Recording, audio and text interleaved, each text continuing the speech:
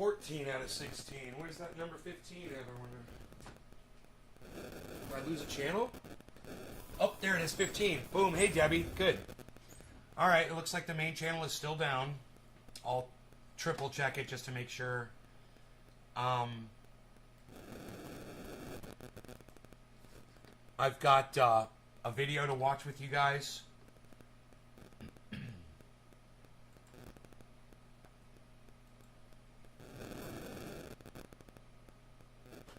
Emma Vigeland defends AOC present vote. How can you defend that vote? That is stupid. Emma Vigeland is a dummy. She's a dummy. I can't curse in the first 20 minutes of the videos, right? Something like that. Appeal submitted. Yeah, they're not reviewing my appeal. Nice, huh? I must have appealed that almost a week ago.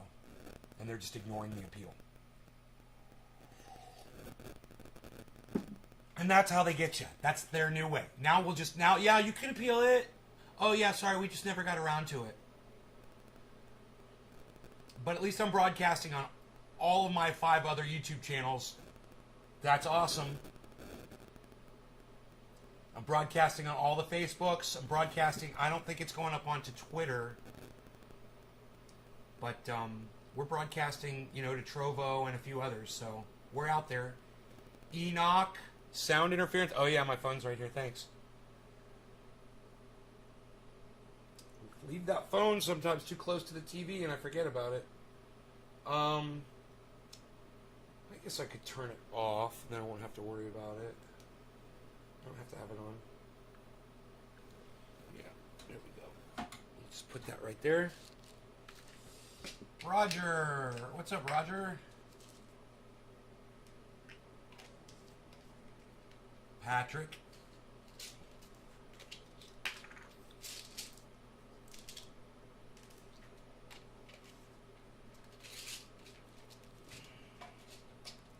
All right, so got a video. I saw this guy on Twitter, and he said, "This is my video on fake patriots." And I was like, the first thing I thought was, "Oh, fake patriots. Well, I hope that you served in the military, right?"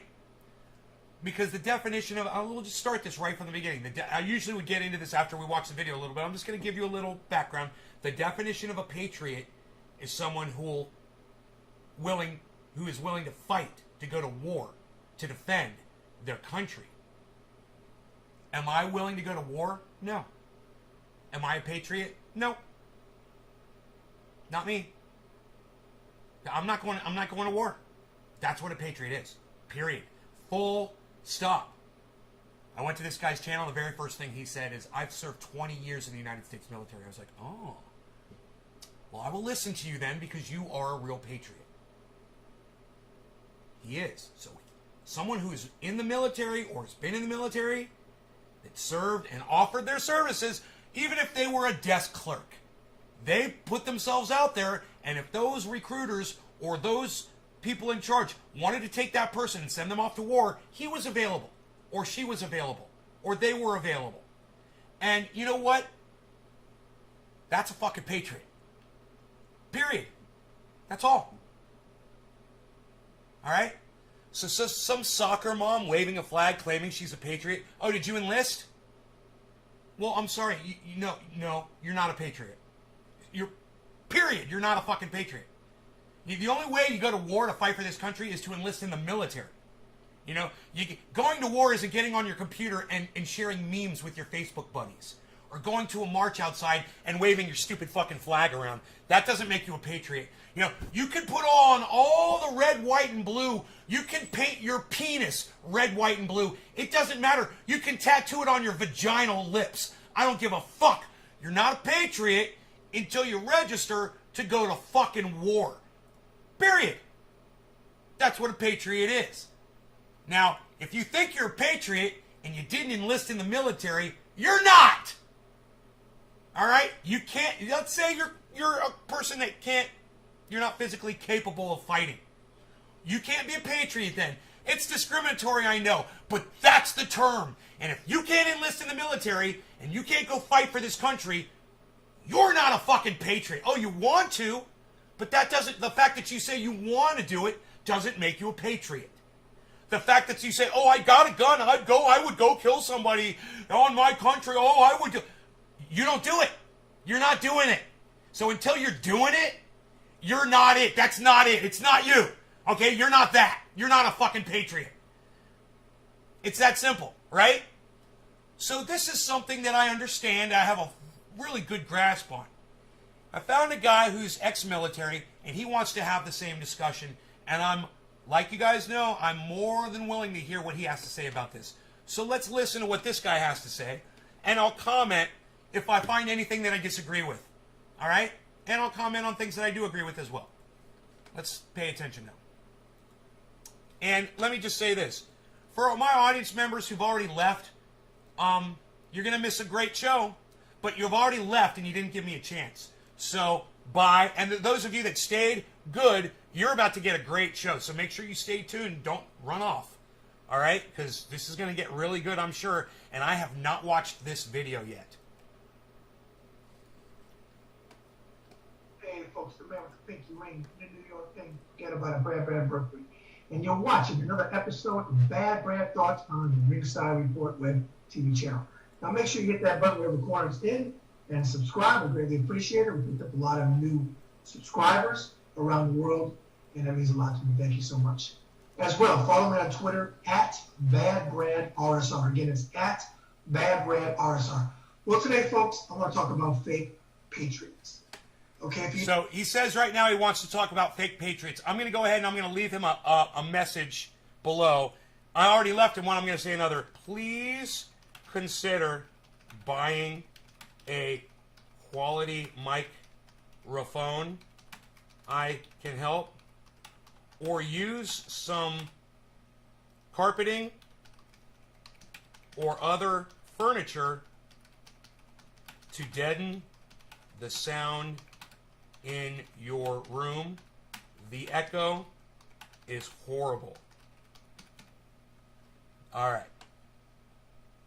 Just helping out a fellow podcaster. All right, here we go. You didn't know, and I'm sure that you do if you watch my show, you always hear me say, hey, Phil. I was in the United States Navy for 20 years guys. Hey, Lynn and Marie. 28 days. That is the exact number. It is on my DD 214. If you don't know what that is, look it up. All right. How long? 28 days. That is 20 years and 20 years and 28 days. 20 years and a month this guy served in the military. Thank you for your service. Great. I don't like saying that, but in this case... That is the exact number. It is on my DD 214. If you don't know what that is, look it up. Fake patriotism. Well, Deb and I live in Northwest Indiana. Don't tell anybody. I'm not proud of the fact. And we go to I love this guy! So which we really like. I love this guy! I already love him. From Crown Point. Actually, our address is a Crown Point address. Well, almost every other weekend in Crown Point, in and about Valparaiso, on a city block or in a square of Crown Point, you have these people that think they are true patriots. Now, let me tell you what their definition of patriotism is. Waving a flag around saying, you will not make me wear a mask, even though people are dying. I got about 2 minutes into this video. This is about how far I got into the video, and this is where I stopped it because I said, whoa. I said, this guy's making sense. I need to go live with my audience so you guys can hear this guy. His name is Bad Brad. You guys need to hear this guy because while him and I have different backgrounds, right? I'm an anti-government guy. He's ex-military, so he fought for the government. Yet we still agree on this. There's fake fucking patriots out there. And if you're not going to war, you're not a fucking patriot. Full stop. You're just a pussy. You're a wannabe. It sucks, but maybe you need another definition. You know, maybe you call yourself a nationalist. You know? And hey, maybe you'll even fall into that white nationalist category. See where that's going? It doesn't go to a very good place, does it? Because they won't get vaccinated, and they get COVID, and they give it to someone else, and they don't want to wear a mask. They want their kids back in school like we all did. Now, my son is in his 30s, so school's not an issue with me anymore. But because I have empathy for people, I understand and I feel for the people that have kids that want to be back in school. They don't want to wear masks, but they want them back in school because they don't want distant learning. Here's the thing. You can't have it all ways. Okay? You can't say your rights were trampled on when your rights start to trample on my rights, because then you don't have any more rights.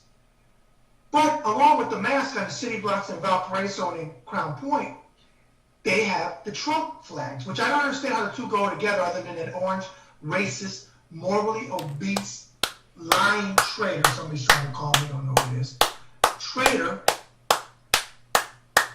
wouldn't wear a mask. And we know why he wouldn't wear a mask, because he didn't want to mess up that ugly orange makeup that he wears. Let's call it what it is. Come on. It's the only reason why. Because Wow. they make masks extra large for his fat face. Are you guys glad that I found this guy on Twitter? Are you guys glad that I found this guy on Twitter? You know what you can do? You can tweet at him and let him know that I'm covering this right now. In fact, what I'll do is I'll tweet it at him myself. If I can find him. I don't know if I liked her. It's badass Brad. Bad Brad. Yeah, I don't think I liked it or anything because I didn't know what it was. And I was like, oh, fake patriotism. Let's see if this guy is ex-military first. And then I'll just call him out on his bullshit and I'll be done with him. Right? Nope.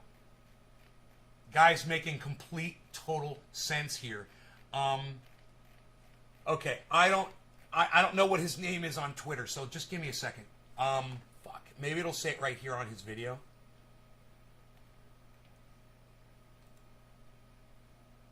Bad Brad Berkowitz. Bad Brad on... Oh, there it is. Bad Brad RSR.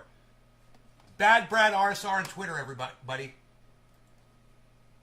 At Bad Brad R. There he is. RSR.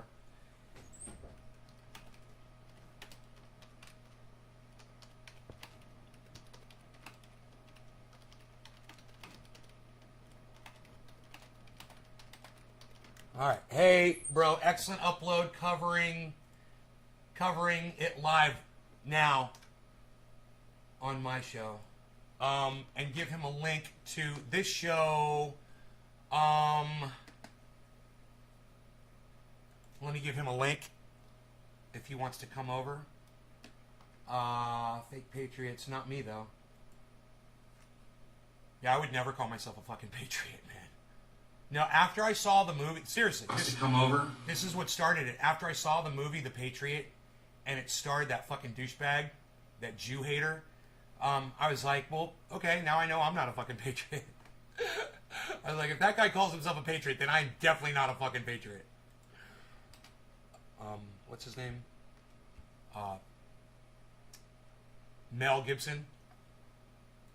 Mel Gibson, fucking anti-Semitic fucking cunt bitch. Okay.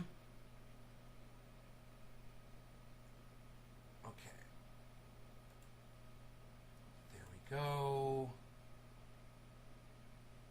Okay, so we sent him a tweet, right? Good. So if he wants to come by, he can come by and watch. So, they have flags to say Trump won.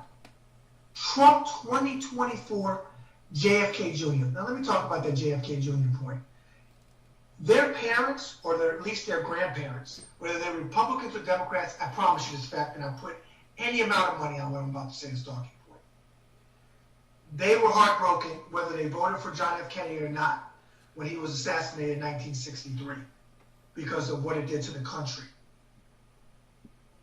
But don't you think that's disrespectful? JFK Jr. died with his wife and I believe his wife's mother in a plane crash in 1999. Yeah, it's disrespectful. It was July of 1999, dude, but it was definitely that year.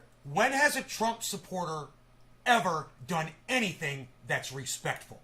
Seriously, name one respectful thing that Trump supporters do. Name one. In fact, it's almost as if to be a Trump supporter, you have to be a disrespectful person, period. Of everything and everybody. You have to not give a fuck about anybody but yourself. How can you find anything redeemable in those people?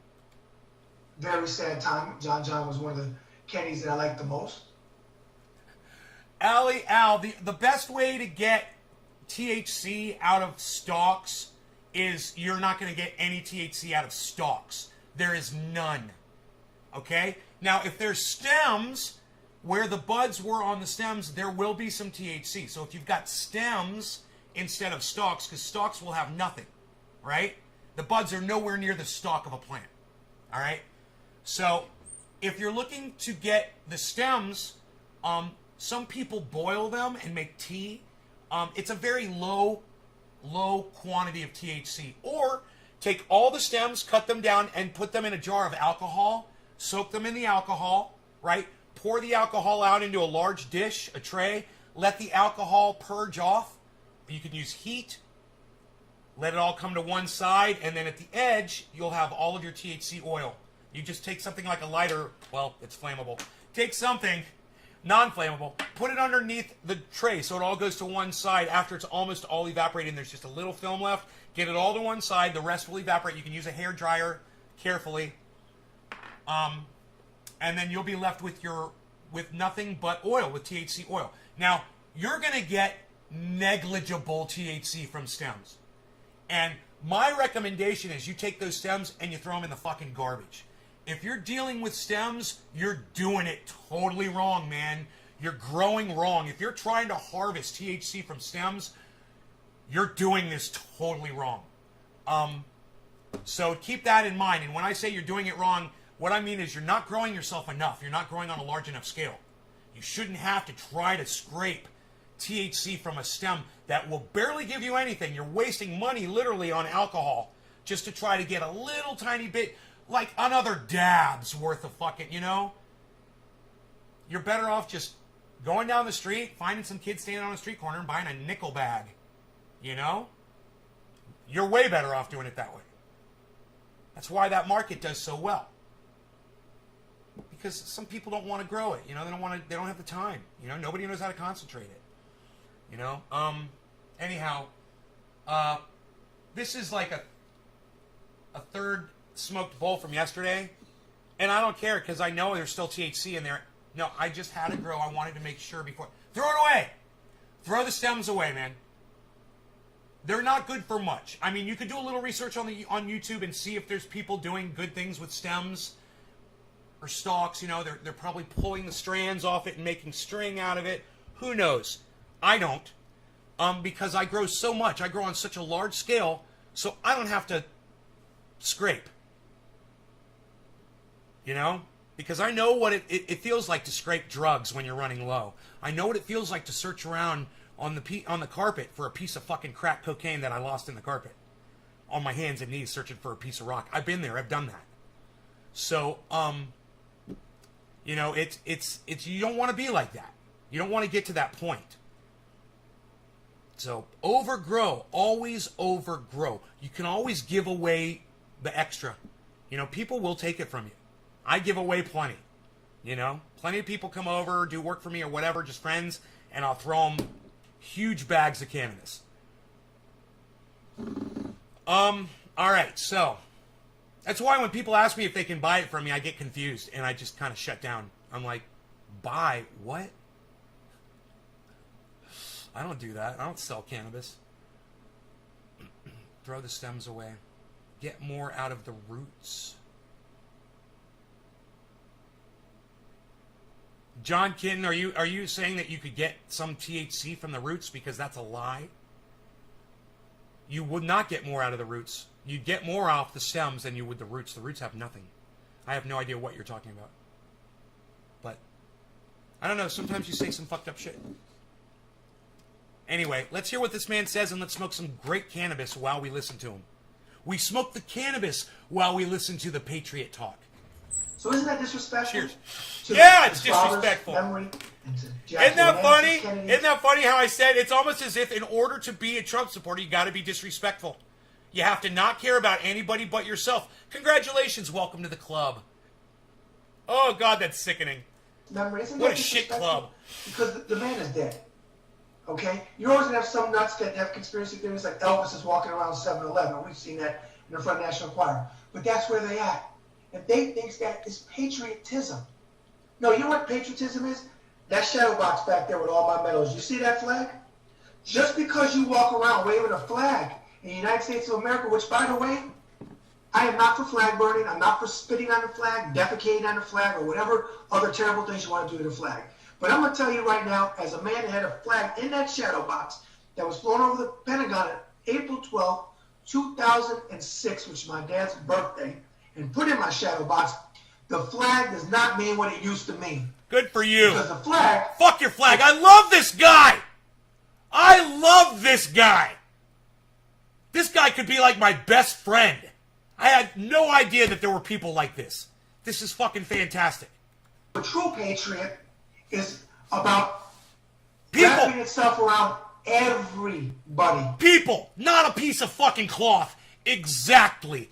This guy proved my point, and I never thought a man who was in the military would be able to prove my fucking point about fuck your flags.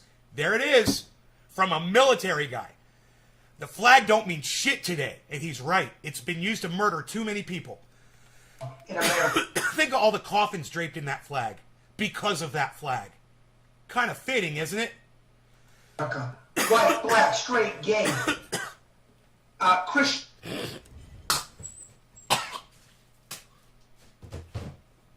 I'll say it again. In words that all of you can understand. Kind of ironic the way military coffins are draped with the same flag that resulted in those soldiers' deaths. It's the fucking epitome of irony. Is the flag being draped over their coffins? That's literally what got them killed. Oh, we're so proud of you. Here's the thing that got you killed. We're going to bury you with it.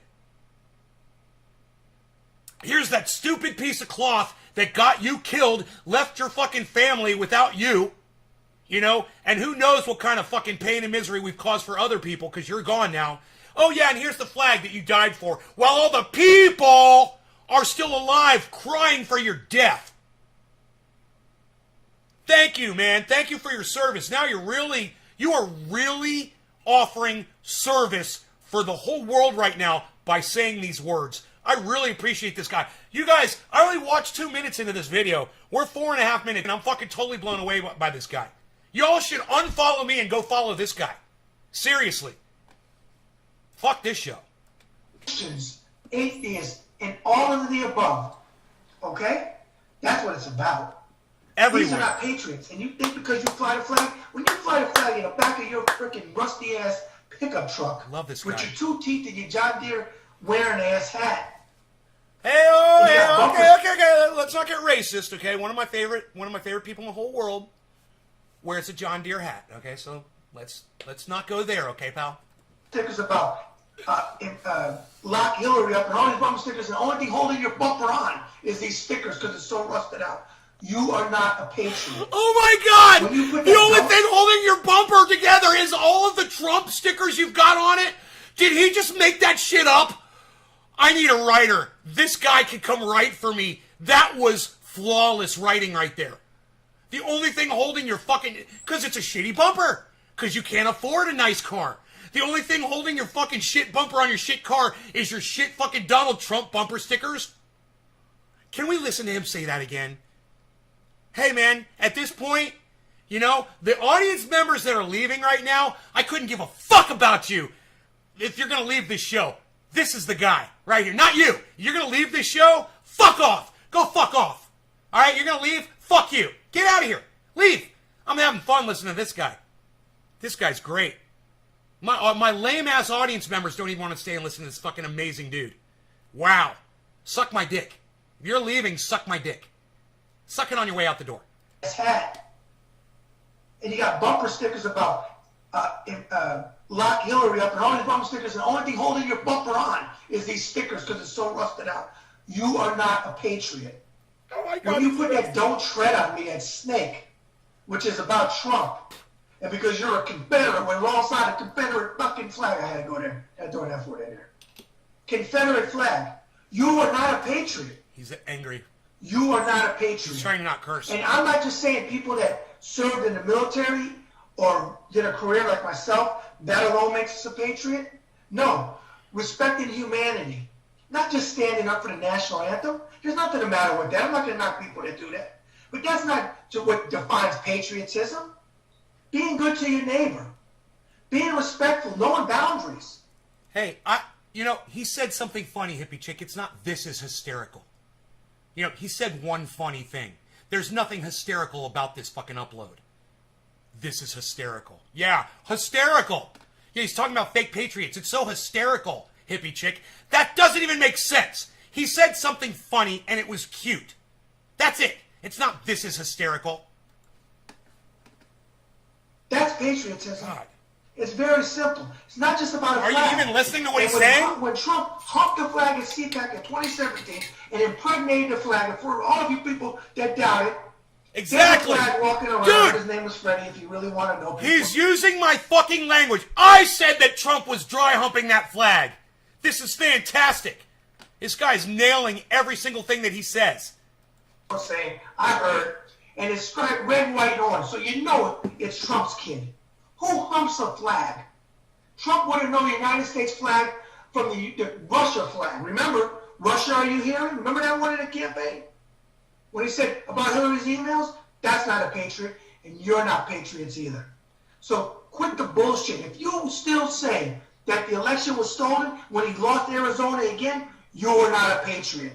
When you are snaggled to marry his cousin, Rudy Giuliani, you are not a patriot. When you're Sidney Powell and you're insane, you are not a patriot. When you're that traitor who should be put in Fort Leavenworth, Kansas brig and stripped of his rank and lose his retirement, Michael fucking Flynn, dude, you are not a patriot. Dude, Steve Bannon. This shit needs to go viral. Do you know how many views this video has? 67. It's got 67 views. It's got 67 views. Who's going to be the first person to tweet this at him and at me? Who's going to be the first person to grab that link and tweet it at him and me together? I'm just kind of curious.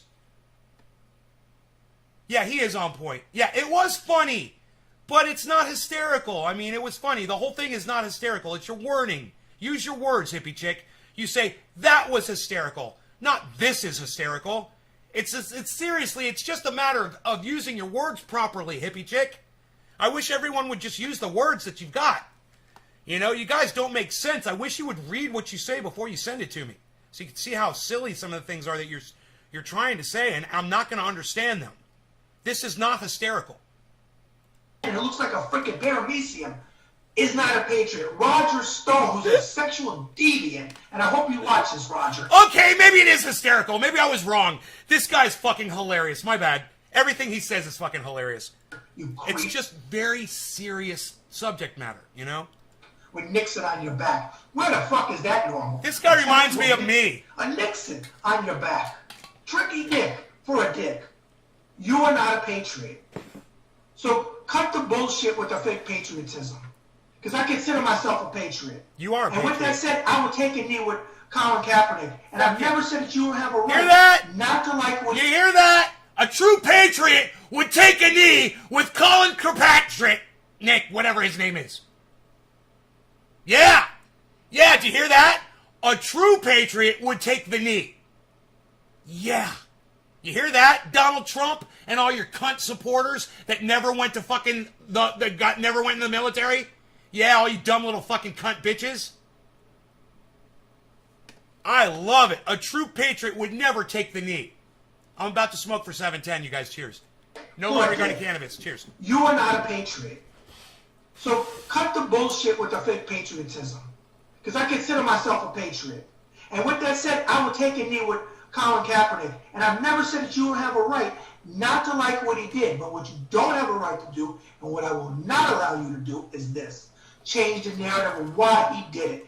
And for all those people that want to say that his career was over, so he did this for his career, really? First of all, you son of bitches couldn't throw a football, let alone catch one. You can't even spell football.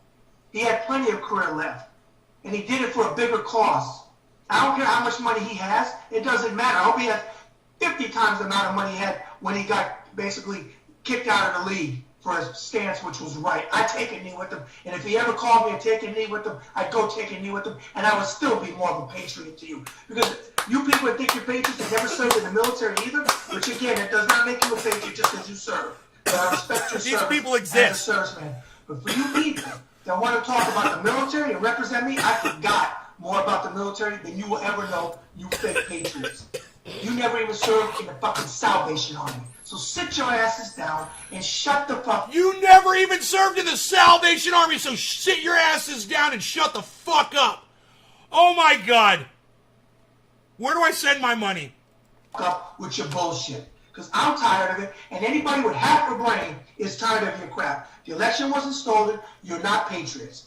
Okay? I could go on for another 65, 70 minutes on this episode. Actually, I said to Deb, I said, give me a topic. She said, fake patriots. I said, let's rock and roll and do it. Let's rock and roll. You are not patriots. Man. You're looking at one. I miss that, having a girlfriend here and saying, what should I do my show about, honey? I miss that. It's funny. I put my ass on the line. You put your ass on nothing but Trump. And Trump is the biggest racist traitor ever to be seen in the United States of America. And is why I say, and I will stand by, I hate his guts. Me too. What he did to this country. All right. You know, that's another episode of Bad Brad. I said I wouldn't go fight for this country, but I'd fight for that motherfucker right there. Fucking give me a gun and tell him to tell me what to go do. All right? I'm getting behind that motherfucker, and I will go do some war for this guy. This guy's got me fucking pumped up. This guy's got me inspired. This guy's got me motivated. And let me tell you, my audience sucks my dick. Because more than half of you guys have walked out on this, and I just can't believe what a bunch of cunt bitches are in this fucking audience. I can't believe what a bunch of little cunts I have in this audience. Those of you that are hearing these words, not you. You guys are good. But you guys just got abandoned by 20 people who didn't want to hear this message. And let me just say, your moms are cunts, your fathers are cunts, your kids are cunts, your fucking cousins are cunts, your aunts, your uncles, your grandparents. You're all fucking entire bloodline ancestry of fucking dumb cunt bitches. And this is why the world can't have nice things. Because you're fucking cunts. Because you don't want to hear something when it's making sense. Wow! What a bunch of fucking idiots! No support, nobody willing to sit and listen, except for the 11 of you. There were 20 people here. Now there's 11. And I just want to fuck off everybody that fucking left. And everyone that's still here, thank you. You thought they left. Fuck them. Why are you yelling at us? I'll block you. How about that, hippie chick? You want me to block you? You're the next one. All right? You can fucking follow Karen. How about that? You want to be the next one out the fucking door? With your fat fucking mouth? You want to talk shit to me? Look, I don't care how long you've been in here, and you guys all know this. As soon as you start talking shit and piping up to me, I fucking block you. It happened to Randy. It happened to Karen. Steve Running came about that fucking close to it. I don't give a fuck. Right, hippie chick? You want to fucking pop off at me? Really? Really? Why am I yelling at you? Okay, I accept your apology. Let me watch the rest of this video. On the Ringside Report web TV channel. Fake patriots, fake patriotism, Bafungu, twice to you. Now, folks, again, follow me on Twitter, @BadBradRSR, @BadBradRSR. Subscribe to my channel, leave your comment. On Twitter, follow him @BadBradRSR. Go ahead and unsubscribe for me. Go ahead, just leave the fucking show. But make sure you follow this guy. Alright? Because I want what's best for everyone. And you guys, obviously, it's not best for you being here. I can tell. Your numbers speak volumes. So just go fuck off, okay? Go fuck off and go watch this guy, because he's fucking great. And that's all I ever do is I show you fantastic podcasters to watch. You know? Shame on me. Maybe that's why my show does so bad. Comments below. Remember, we can have a discussion and a debate about talking points. But if you want respect, you better show respect. And if you don't, dude, I'm bringing back everything you... I have fucking nothing to debate this guy on. There is absolutely nothing he said that I fucking disagree with. The concept of war I disagree with, and him and I probably agree on that now. He's probably anti-war now. He sounds like he may be. He says the flag doesn't mean what it used to. It sounds like he might be anti-war. And if he's there, I mean, we're kindred spirits, man. I mean, to be indoctrinated for 20 years and to be able to rise above that shit. I mean, aggressively indoctrinated for 20 years with that fucking flag flying over his head like it is right now. To come as far as he has come, to see what he can see, and to be able to rise above the indoctrination and to take that breath of reality. You guys should all be following Bad Brad RSR on YouTube.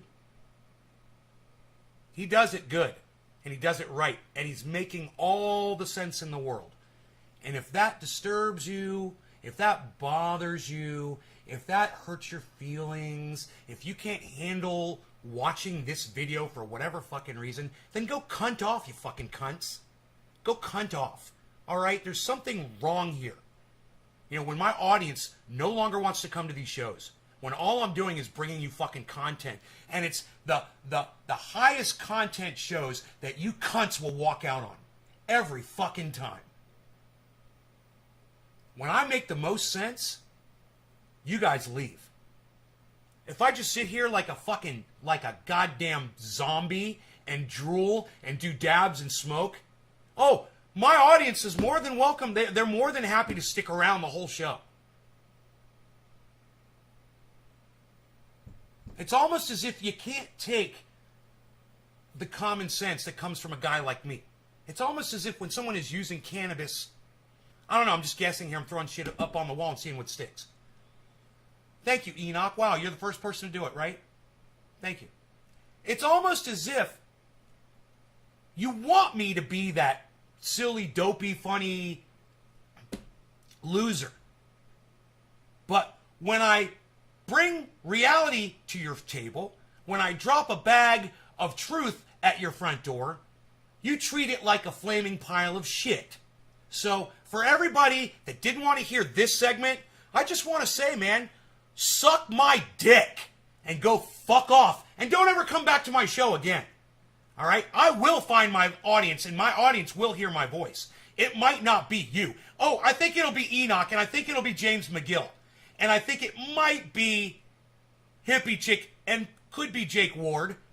We'll find out. You know, those are the last few people that have chatted at me in this live stream. But for all the other fucking dumb cunts that don't want this kind of...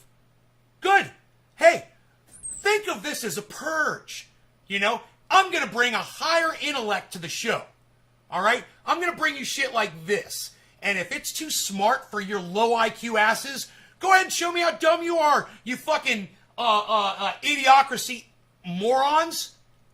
Go watch fucking, you know, Ow My Balls. You know? Hey, Jennifer, what's up? I haven't seen you in a long time. You appreciate my video segment? Well, thank you, Hippie Chick. Thank you. Thank you for sticking around and watching and listening. I thought I was bringing you something interesting. I mean, he brought me something interesting. So I brought it to you.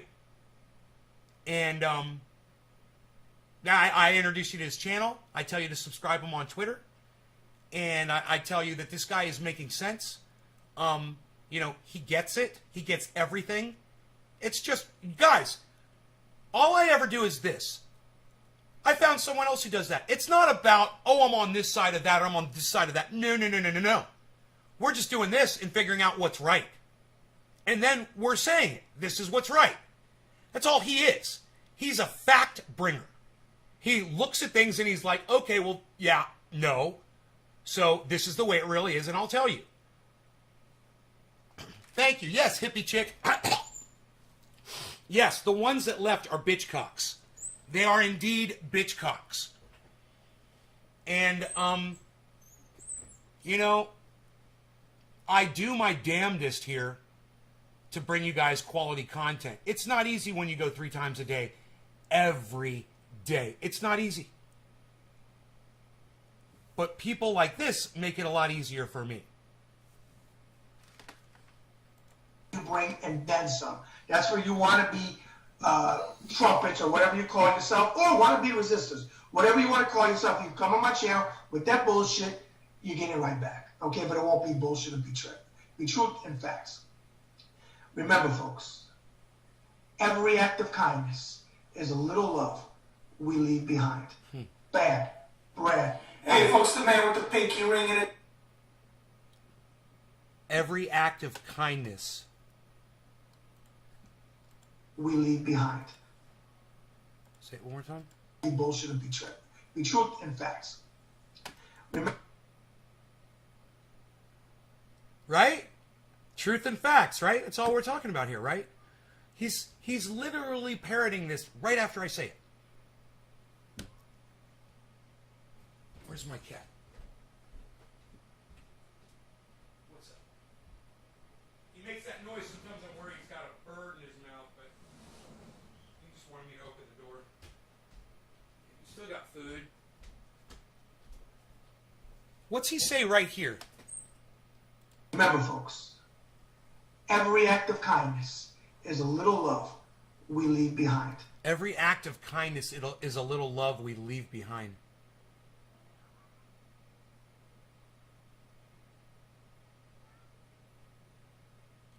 Hippie chick, thank you. Thank you, hippie chick. Here, let me turn the chat on. That was really nice of you to say.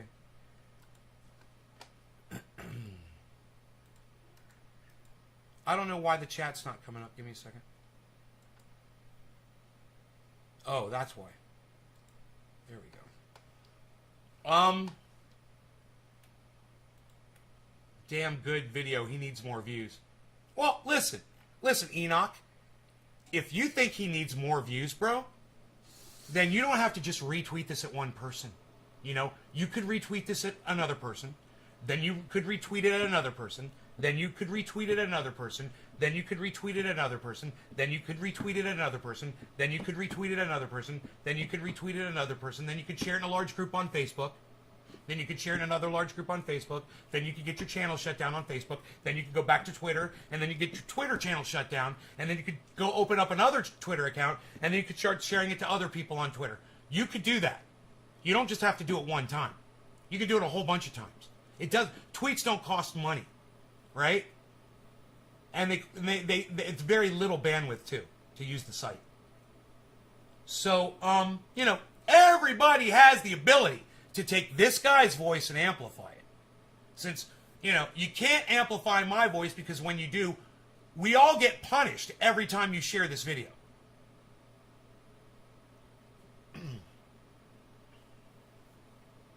But you can share his video, and you can make him go viral, and that video should go viral today.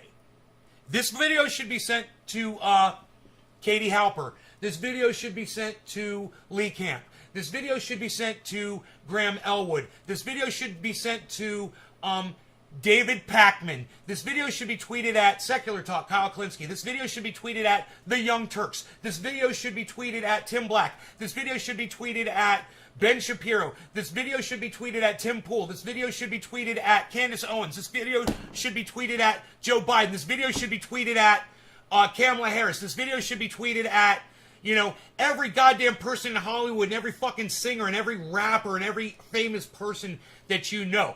Look, if you really think that people should hear that,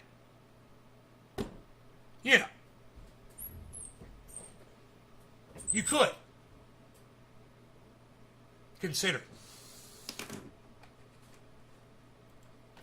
Bad Brad. Hey, folks, the man with the pinky ring and the New York thing, forget about it. Bad Brad Berkeley. I want to talk about... What did he say? The man with the pinky ring and the New York thing, forget about it. Is that what he just said?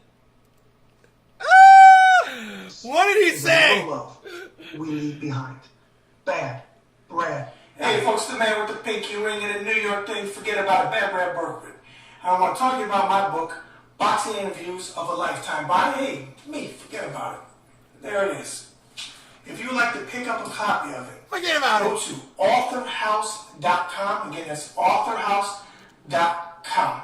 If you would like to get it personally autographed with the message that you want in it, or you want me to put something in it, I can take care of that too. You just got to pay postage and handling to Indiana, and we can talk about that in the future. All right, again, Boxing Interviews of a Lifetime is the book. Pick it up. Bad Brad out. Forget about it. Get vaccinated. Move humanity forward. Those are great hashtags, Brad. We love you. This guy was amazing. I wish my audience was 1/1000th as amazing as that guy was. I wish my audience members gave 1/1,000,000th of a fuck as much as that guy did. That you guys would have at least sat here and watched the whole goddamn video. Or taken me with you. You know? Or told more people so more people would have opened up the show and my numbers would have started going up while I was broadcasting. Wouldn't that have been cool? You know? To watch the numbers go up while I'm broadcasting. Where are you, Brad? Come say hello, man. My audience, not so much. And I'm getting sick of my audience, man. But I'm liking people like you, and I'm about to just become a straight up fucking audience member of podcasts like you. I think I'm more of an audience member, man, than a podcaster.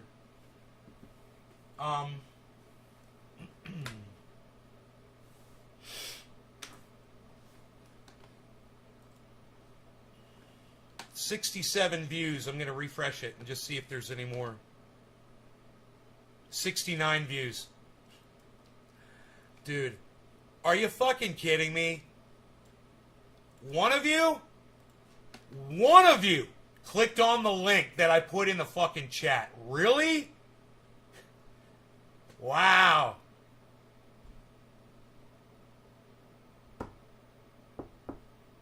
Hey, Steve.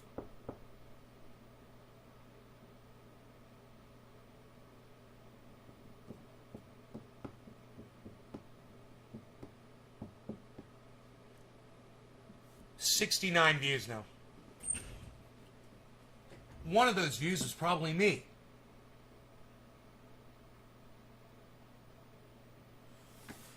I need to find a more active audience. You know, because this is not cutting it.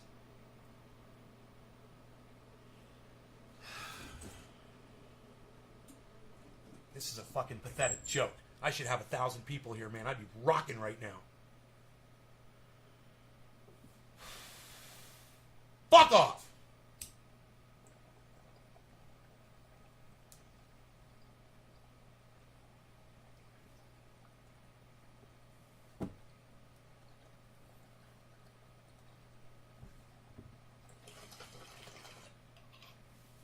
How about that? How about that before the bong hits? Fuck off.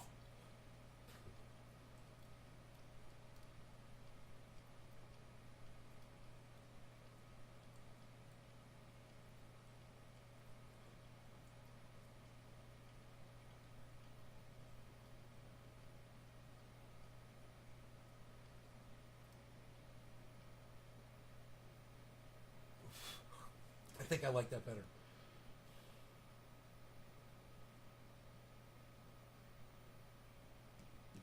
Yeah. I don't know why you guys watch from Facebook, man. Half-ass fucking experience. You can't click on a fucking link.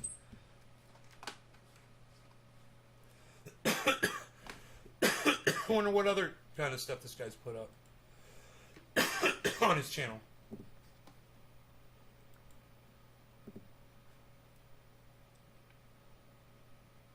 2,000 subscribers.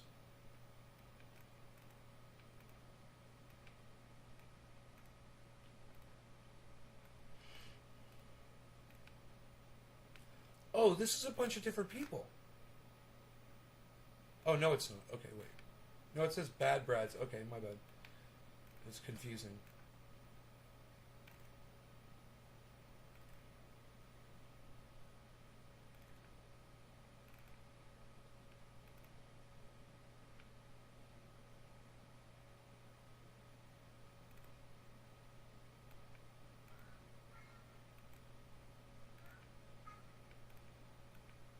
What's up, Harles? This guy's a fan of Mike Tyson? Who would have thought that? Dude, how long is it? 5 years ago. Holy shit! Kickboxing.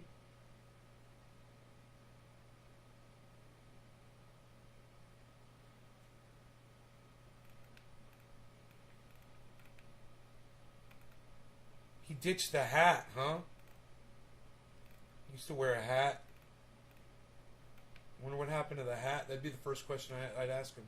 I'd be like, what happened to the hat, bro? So, God, 6 years? He's still fucking uploading 6 years ago. Holy shit. Can you believe this? I think we found the end. 6 years ago, All Battlegrounds MMA ONE raffle on October 2nd. RSR interview with Oklahoma State Athletic. MMA ONE. RSR interview, Olympic gold medal winner.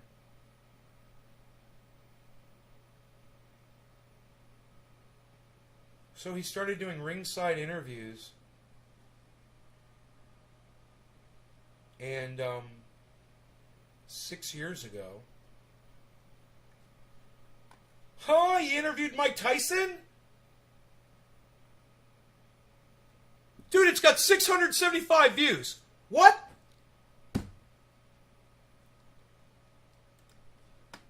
RinsideReport.com. We know Mike Tyson, Hard Knocks at the Hard Rock, IEP Productions. Mike was hilarious, which you'll see on the video that we recorded earlier today. Mike, besides the cold weather, which I'm sure that you look forward to that. You prepared? You got the coat and everything? What's your idea of It's a night. It's going to be a great card. You're looking for knockouts, and you don't want takedowns, but you want knockouts. Overall, how did the card come together? Listen, man, I imagine I watched these guys on tape, and I thought these guys, they chemistry together with this good fight. Okay. And I want to ask you real quick, because I told them to keep it light. Are you going to be doing, I just read this book and reviewed it on RinsideReport.com. Ever want to read a book that'll make you laugh, cry, and many other things? This is the book for you. I've been asked, I don't know if you've done it already, are you going to do an audio book? Hey, I don't know. I don't want to go through that. You don't want to go through that stuff? Okay. I don't want to do it. They asked me, do I want to do it? I'm going to say no. Okay. I don't know if they can pay me. I have to pay me. Well, I had to ask because my listeners said, hey, you got to ask Mike because we love the book, we love to hear That's this. just, one day I was in Miami. I was driving and I heard the book. Somebody was reading the words and then somebody playing the audio book next to me. Okay. I heard it. It was so Crazy. strange. It sounded Crazy. It's gotten to the point where we can't hear it anymore, but that is still fucking fantastic and amazing. That was years ago. That was 6 years ago, man. You got to interview Mike Tyson, bro.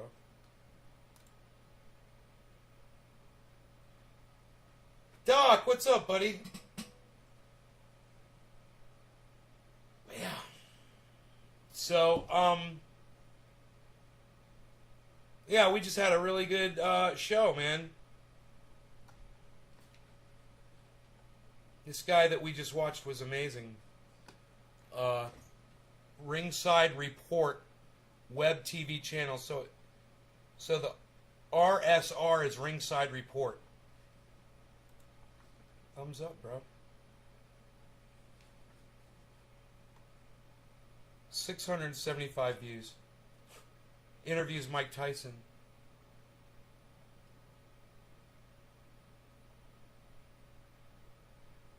You should change, fucking A, dude, change the title to Mike Tyson Interview. What, are you crazy? That's the problem. Oh, why would you do that? You don't put RSR in the title? That ruined your whole thought. That's why you have 675 views, bro. Listen to me. Go back to that goddamn video with 675 shit views, right? Change the title to Mike Tyson. Make that first. Mike Tyson. Interview. That's it. Change the title. And watch your views go up. That's the thing that people are going to search for. No one searches for RSR interviews. Hey, man, let me tell you something, bro. The algorithm and the search engine on YouTube suck my dick. If you don't type it in perfectly, you get 675 views on a Mike Tyson interview. Take it from somebody who's had, a tenth of a million views on a single video.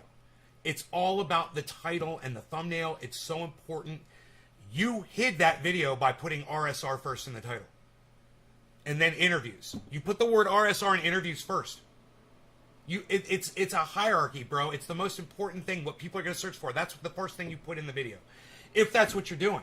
If you want people to see that video, that's what you got to do. If you don't give a fuck, do your own thing, pal.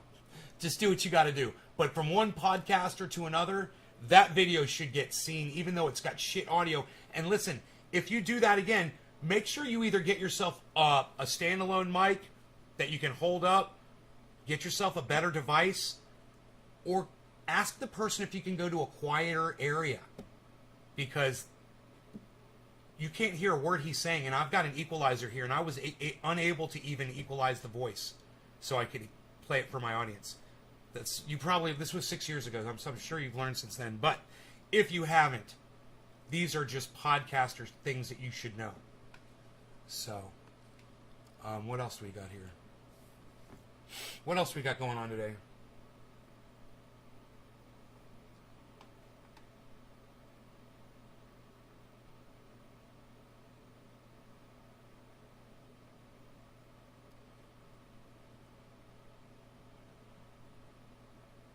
Just remember, if Mike Tyson ever hits you, he's not going to be wearing gloves.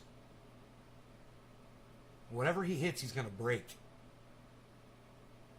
You know? When this motherfucker's been hitting people, you've been watching him hit people all this time, he's always had gloves. These big padded things on the ends of his fists. Imagine you're in public and that motherfucker hits you.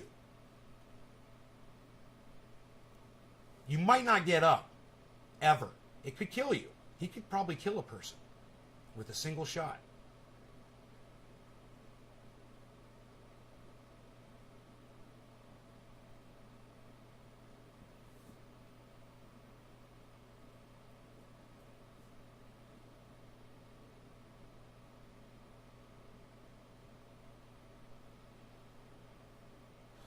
I wonder if any of the people that I tweeted that movie at checked it out, 0 Hour, or if they've ever talked about it. We called it, what was Stuxnet? We put in Stuxnet.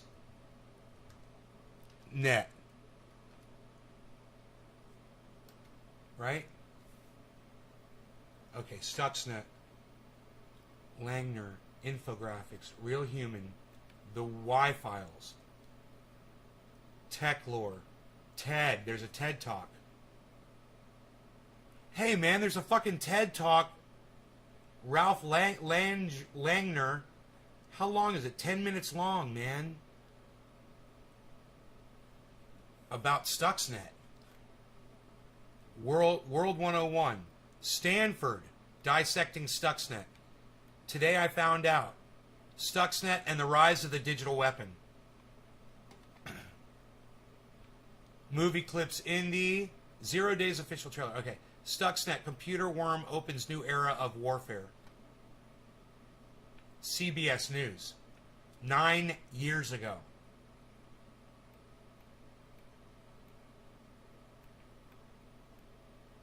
Bloomberg Live is right now talking about cybersecurity. Live. Tech Lore. F-Secure. S4 Events. Shad Slutier. Stuxnet Analyzed. Intervision. SciShow. Foreign Policy. ABC. Intervision.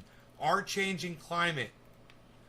Man, I'm waiting for Vice News. Vice News 3 years ago. I'm waiting for a Lee Camp or a Graham Elwood or Hey Billy or a Ron Placone or a Jimmy Dore or any of these guys to have discussed Stuxnet. And I'm not saying it's a conspiracy. I'm just saying these guys have to find out about this shit and talk about it. I got to hear what they have to say about it. I'd love to hear their take on it. Yangesh, Basti, USC, The Liberal Hindu, Cyber something Madman, Christian something, a real ICS engineer, Hackler Sploit, Nate Gentile, CBS News, 60-minute investigates cyber warfare 9 years ago. This is all from a Stuxnet search on YouTube, guys. Still nobody that I watch. Internet class. Our own devices. Langner Group. New cyber attack. Langner. What is that Langner? Langner was that guy's name. That was doing the TED Talk. Okay. Stuxnet decoder Ralph Langner speaks at Stuxnet. There he is, Langner again. Langner Group, here it is again. Magnolia Pictures, Recode, Langner, Reason TV, The Secret Cyber War is here 5 years ago. Director Alex Gibney on 0 Days documentary, Stuxnet and Cyber Weapons. Hey, Caliana, how's it going? Billy, liberal Hindu want public restrooms for cows. Fuck that guy.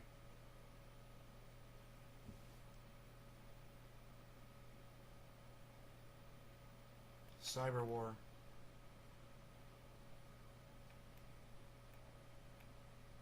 Volks rant. Arn Ra? This guy's name is Arn Ra, but it's spelled differently. Isn't that funny? It's Arnora. It's Arnora. Arnora. In one word, Arnora. Arnora A. Or is it surrounded by A's and it's Harnora? I don't know. American Film Institute. RSA Conference. Malvezniks. RT. Oh, there's RT covered it 6 years ago. The notorious NSA spying agency is increasingly worried. I wonder if that was Lee Camp. I bet it wasn't. Dude, let me open up the RT article. The video from RT.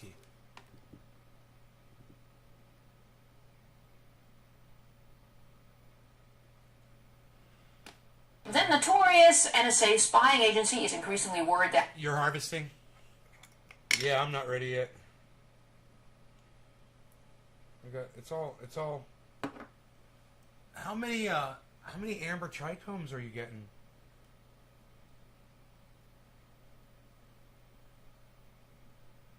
I got 0 for the most part.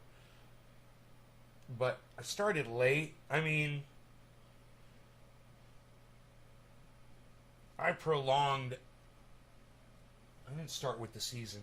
I had lights on for several weeks into flower.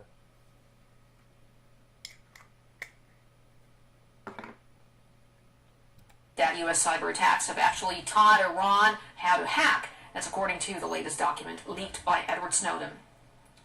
Now, in 2010, the so-called Stuxnet computer worm reportedly wiped out a fifth of Iran's nuclear centrifuges by making them spin out of control. 2 years later, a destructive data mining virus, nicknamed Flame, has caused massive losses from the computers of Iran's top officials. And it seems Iran learned from the damage. RT's Ganesh Shikam explains. Right? That's what they say in that documentary. They say that since we attacked Iran, their technology has increased massively because they had to compensate for the attacks that we were doing, right? So they learned a lot more and they built more and they overcompensated, and we created the monster that Iran is now a nuclear power now. That's what they're going to say probably. When attacking someone, expect a counterattack. The Intercept magazine has published a classified NSA document showing that the U.S. spy agency was concerned that Iran was learning from the cyber attacks that it suffered. This is from April 2013. The NSA refers to a sophisticated cyber attack against Iran's oil industry. Within months, Iran was apparently able to replicate that attack. The U.S. never openly admits to its top secret cyber attacks, but back in June... You understand what she just said? I want to know if anybody in my audience just comprehended the words that she just said. Somebody write it down in the chat for me and give me some kind of hope that you guys grasped that concept. Did anybody hear what she just said? The last things out of her mouth. Anybody?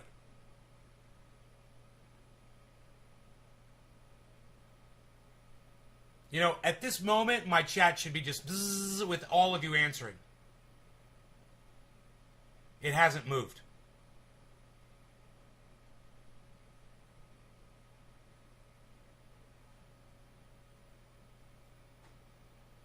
So you're waiting for me to spoon feed you the information because you guys don't want to fucking listen for yourselves. Is that it?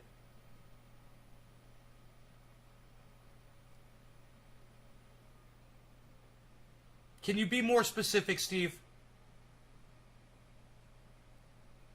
Because that's not what she said. What did she say, Steve?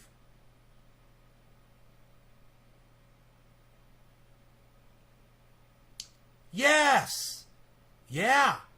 Well, that's what I said, isn't it? What's the very last thing she said? You guys are close. But you're not really paying attention. I caught y'all off guard.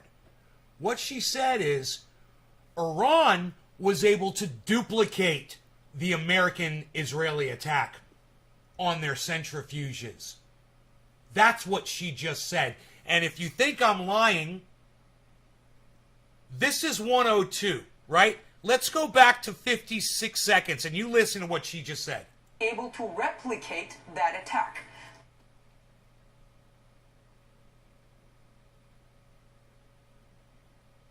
Not that we're being attacked, that Iran has mastered the method. They've learned. We gave them a virus. It shows how to attack a nuclear facility in a weird way. Iran took the virus and backwards designed it. They backwards engineered it. So now they can build their own nuclear attacking viruses.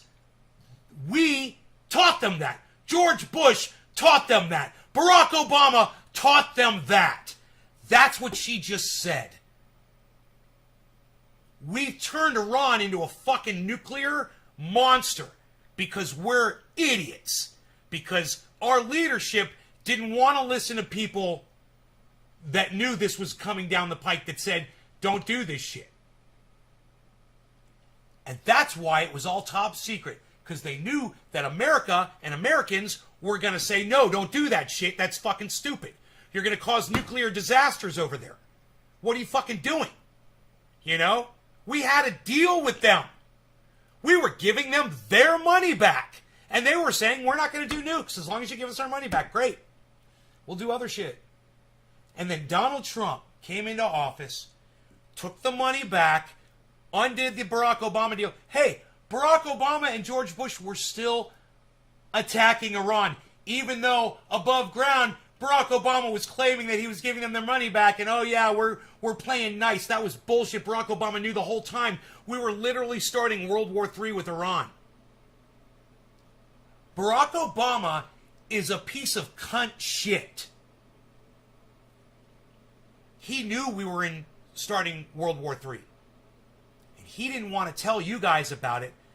You watch that documentary and you'll hear him, what he had to say to the American people when this shit went public. You guys might not remember it. You guys might not have ever heard about it. You guys might not have been coherent when that shit was going on. But the video exists and it's on YouTube. And it's called 0 Days. You can hear Barack Obama apologizing for what America did. The U.S. never openly admits to its top secret cyber. You remember the Barack Obama apology tour? You wonder why we had to apologize for shit? Attacks, but back in June of 2012, the New York Times interviewed U.S. officials who, on condition of anonymity, said that President Obama, from the beginning of his time in office, had secretly ordered sophisticated attacks on the computer systems that run Iran's nuclear enrichment facilities. What? Those officials What? also ordered sophisticated attacks on the beginning of his time in office that secretly that President Obama from that President Obama that President Obama President Obama President Obama from President Obama President Obama President Obama President Obama that President Obama that President Obama that President Obama that President Obama that President Obama that President Obama that President Obama. Hey, what is that woman wearing?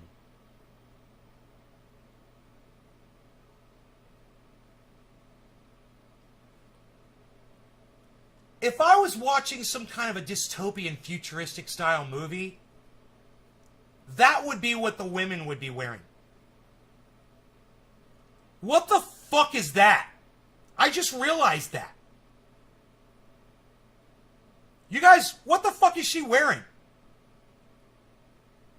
I mean, my only question is, why do the sleeves have a little bit of play in them? I'm surprised the sleeves aren't perfectly fitted. That's my only question, is why isn't it perfectly fitted? Because it looks like it should be. You know? And starched. I don't know. Is that what you call a dress? Am I out of line here, Billy? Or is that weird looking to you? She says President Obama. Present Obama. From the beginning of his time in office, that secretly ordered sophisticated attacks on the computer,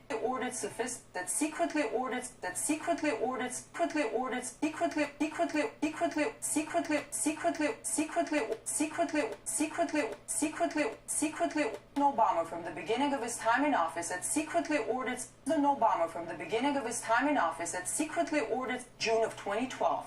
The New York Times interviewed U.S. officials who, on condition of anonymity, said that President Obama, from the beginning of his time in office... The New York Times. The New York Times published that.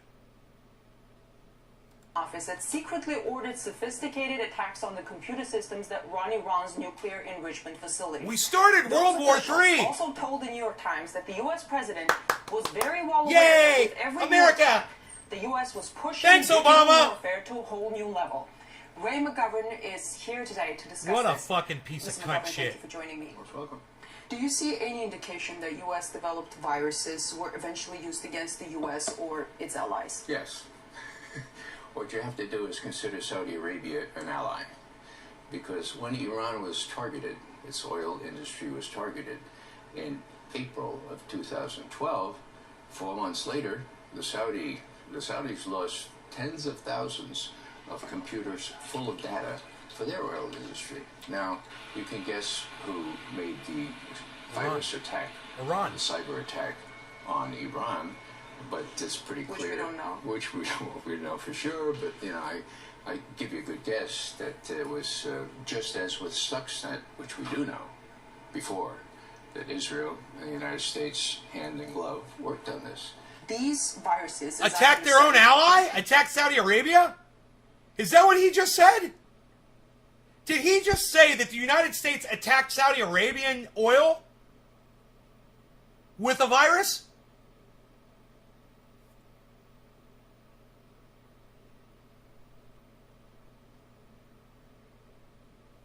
Dude, I can't believe that nobody ever talks about this. Why isn't this being discussed, man? Tendency of migrating in unexpected ways. This was on the The news! one that was designed for Iran's nuclear power plant, the so-called Stuxnet, then spread across the world, right? Great. That's the danger. It causes a havoc in many systems. Great. And Thanks, America and Israel. You know, they say, well, it was a mistake. Well, hello. You make a mistake in something like that, you can cause untold damage. The U.S. is not only fighting cyber threats, it turns out it's been leading the digital warfare by example. In Washington, I'm going to check in. RT. Wow, U.S. man. President Barack Obama has flown to the other side of the country to attend a cyber summit at Stanford University. And there he's set to sign an executive order for private tech companies to share more information with the government in an attempt to fight future hacking threats.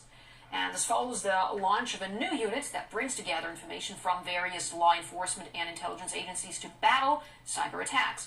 But cybersecurity experts have a number of concerns with the idea.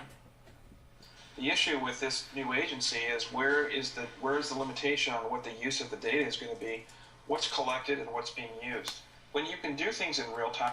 Dude, I don't think it's being downplayed, Billy. I think it got overlooked. I don't think Lee Camp, Graham Elwood, Jimmy Dore, or Ron Placone, or Katie Halper, I don't think they would downplay this. I think they missed it completely. I think everybody missed it. I think back then, when this happened, you know, Jimmy Dore was probably on tour. He was probably hosting you know, non-political comedy events, I would think. This was a long time ago. I don't know. Where was Ron Placone back then? Where was Graham? Where was Lee? Was eventually on RT, but was he back then? I don't know. The thing is when I did a search for Stuxnet, none of them popped up. None of them did a show with Stuxnet in the title or anything. None of the channels that I've subscribed to popped up in the search. They should have been the first ones to pop up. Oh, it was on mainstream media, bro. I'm just saying, dude, I just went through this. I don't know if you heard. I just went through this. You may come in late. All of the fucking mainstream outlets that covered this, bro, like ABC, it was everywhere, bro. Look, I'll find the first one. There's a TED Talk from 10 years ago. There's a TED Talk on YouTube with 271,000 views. Okay? But wait, there's mainstream media coming up here, and it's CBS News 9 years ago. Check this out. 9 years ago. 15-minute video, bro. 15-minute segment.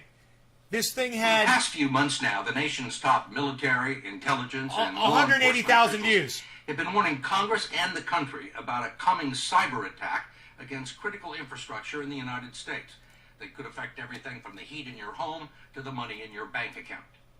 The warnings have been raised before, but never with such urgency, because this new era of warfare has already begun. Bro, it's old news, right?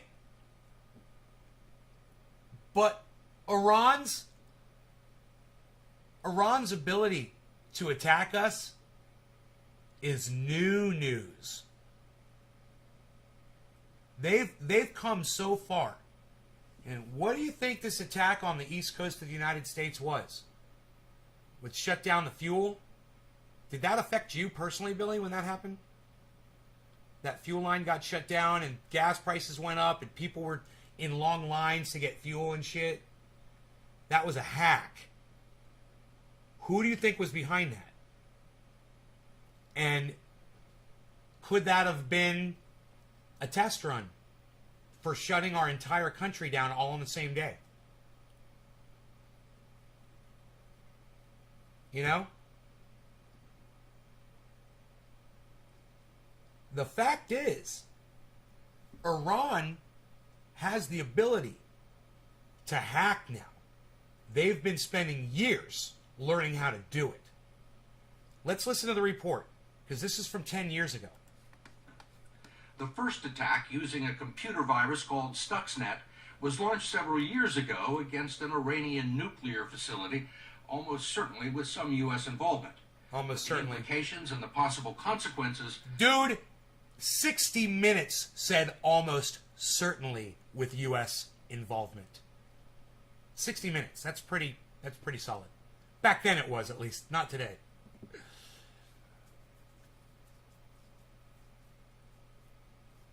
Trillion-gallon reserve. Oh, cool. Yeah. Oh, yeah, we got a firewall, Billy? We have a firewall? Is that what you say? You're hilarious, bro! You're hilarious. You should put the makeup back on. Where's Booze and Bozo at? That was so funny and sad. You're a funny, sad clown, Billy. I love you. Oh, a firewall. Stuxnet, bro? A firewall? You might want to pay attention to this. You might want to pay attention to this, Billy. Later? Oh, did I offend you? Oh, I'm sorry. I thought I was being funny. Like you thought you were being funny. I'm sorry. I thought you were being funny. Oh, I'm sure we have a firewall. I thought you were setting me up. I thought you were giving me an alley-oop there, bro. I'm sure we have a firewall against Stuxnet. are only now coming to light. Bye. Sorry I offended you. The story will continue in a moment. I'm sure it'll happen again someday. I never know with you, Billy. I do believe that the cyber threat will equal or surpass the threat from counterterrorism in the foreseeable future. There's a strong likelihood that the next Pearl Harbor that we confront could very well be a cyber attack. We will suffer a catastrophic cyber attack. The clock is ticking. And there's reason for concern. For more than a decade, the U.S. military establishment has treated cyberspace as a domain of conflict, where it would need the capability to fend off attack or launch its own. That time is here because someone sabotaged a top-secret nuclear installation in Iran with nothing more than a long string of computer code. We have entered into a new phase of conflict in which we use a cyber weapon to create I'm going to speed this up. physical We know destruction. this. I've already watched In this case, physical destruction. I've watched the in documentary. someone else's critical infrastructure. Few people know more about the dark military art of cyber war than retired General Michael Hayden. He's a former head of the National Security Agency and was CIA director under George W. Bush. He knows a lot more about the attack on Iran than he can say here. This was a good idea, all right? But I also admit this was a really big idea, too. The rest of the world is looking at this and saying, clearly someone has legitimated this kind of activity as acceptable international conduct. The whole world is watching. The story of what we know about the Stuxnet virus begins in June of 2010, when it was first detected and isolated by a tiny company in Belarus after one of its clients in Iran complained about a software glitch. Within a month, a copy of the computer bug was being analyzed within a tight-knit community of computer security experts, and it immediately grabbed the attention of Liam Omerku, an operations manager for Symantec, one of the largest antivirus companies in the world. As soon as we saw it, we knew it was something completely different, and red flags started to go up straight away. That guy's in the Stuxnet movie. was incredibly complicated and sophisticated, beyond the cutting edge. It had been out in the wild for a year without drawing anyone's attention, and seemed to spread by way of USB thumb drives, not over the internet. Omerku's job was to try and unlock its secrets and assess the threat for Symantec's clients by figuring out what the malicious software was engineered to do and who was behind it. How long was... So, that's really important that you guys watch that. I don't know if I'm going to get in trouble for playing this on YouTube, so I'm just going to stop right now. But, there's 60 Minutes, there's mainstream media. This happened 10 years ago. But it doesn't, it doesn't lessen the threat of what's going to happen here in the United States. And it's going to happen. And when someone like Donald Trump sends missiles into Iraq or Iran, killing generals, there's some soldier over there in North Korea or China or Iran that all they have to do is press one button and our infrastructure is going to completely collapse. It is something worth looking at, guys, and not ignoring, because when that pipeline went down, people were affected. The booster shot just came out today in Atlanta, so I'm trying to get mine soon, like the next day. Right on, James. Good for you, buddy. Good for you. You should. Let's turn this off. And,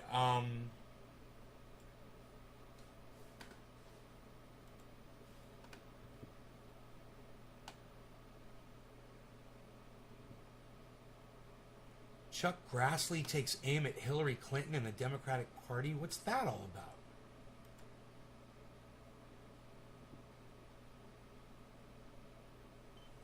Last week, Special Counsel Durham indicted Michael Sussman, an attorney for the Hillary Clinton presidential campaign. He was indicted right. for lying to the FBI. Right. The indictment gives example after example of the Democratic Party's bag of dirty tricks. In September 2016, Sussman... Yeah, dirty tricks. Dude, that's politics, bro. You guys are Republicans. You guys do dirty tricks, too. You know, it's just like football. You know, you do the Statue of Liberty, the end around, whatever it takes to win, right? So, if they're not breaking the fucking law, who fucking cares? Fuck off, you little fucking bitch ass. What a little bitch ass. Yeah, they got dirty. This is their dirty tricks. Yeah, who fucking cares? Oh, and you and the Republicans and Donald Trump trying to overturn the entire election isn't dirty tricks? Suck my dick. You guys deal with each other. All right, you Republicans and Democrats, you play amongst yourselves, okay? And fuck off. The booster shot came out. Okay, so do you think we're all are headed for communism? Jeff. No. All right, so Tulsi goes full right wing. Well, I said she was a she's a right winger. She went to war. She's a patriot. That's how you solve our problems. You go to war and you talk like a man. Oh, Tulsi Gabbard. Oh, fuck her. Fucking dumb cunt. Of course she's a fucking right winger.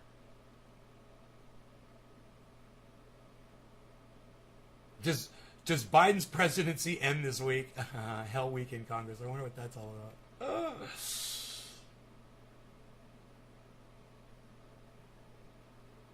Fake patriots. Not me, though. I ain't a patriot.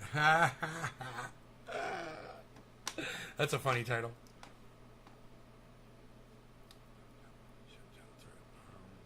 Federal workers.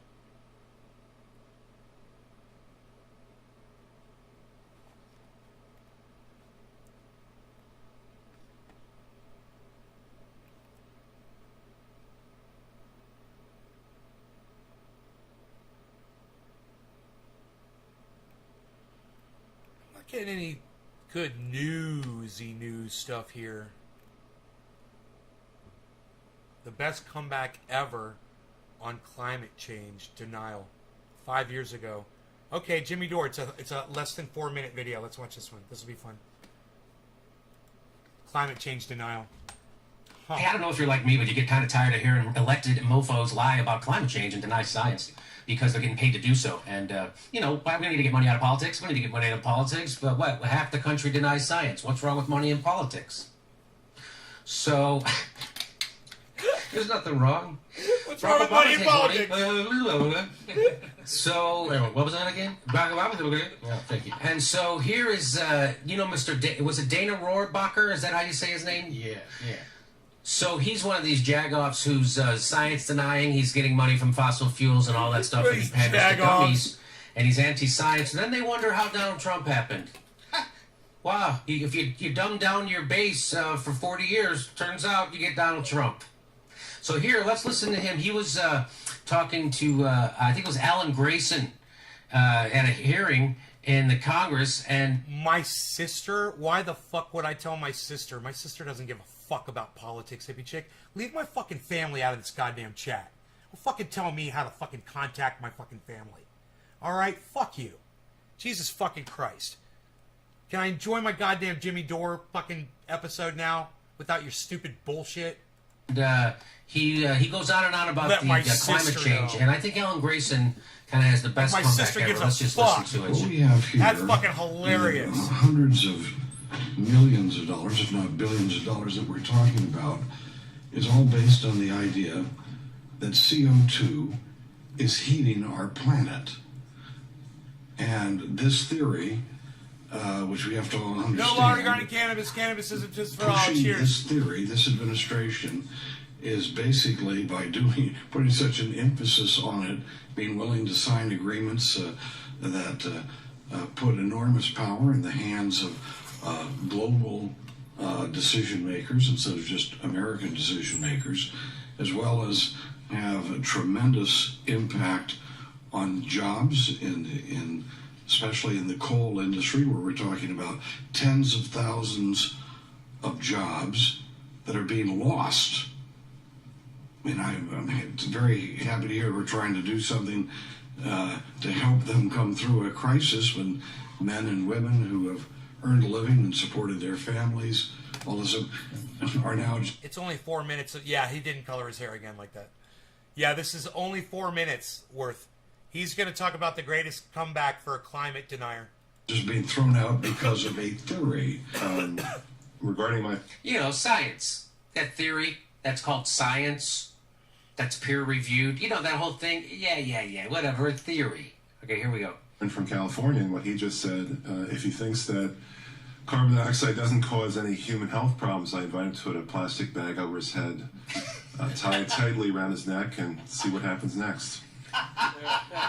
Stupid. Tie a fucking bag over your fucking head. Tie a bag over your head, bro. In the Congress. We need more guys like that. We need more guys like Alan Grayson. Go ahead. Why don't you don't think carbon dioxide not dangerous? Put a plastic bag over your head. So that was it. That was the greatest comeback to climate denial ever. I keep doing that. I keep turning off the wrong camera.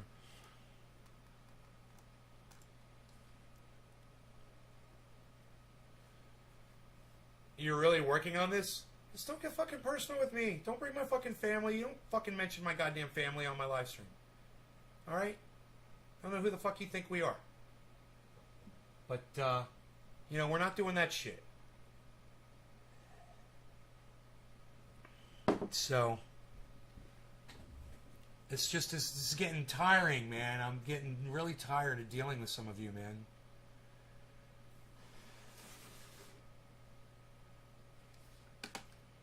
It's a lot of work. I just want it to be fun.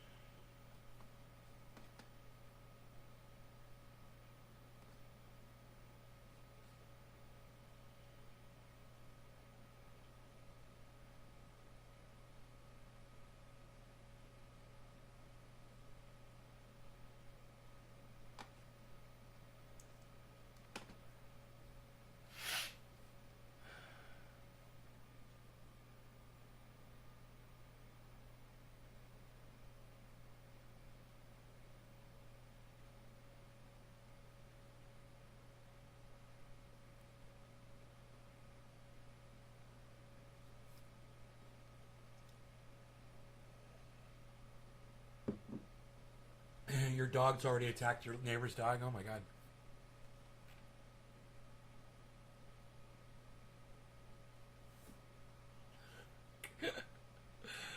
Dude, this fucking stupid BBC Earth bullshit. Watch this animal get killed by these other animals. Stop recommending that shit channel. Why modern movies suck? I love it. The Critical Drinker. I'll probably watch that. I'll probably agree with every fucking thing they say.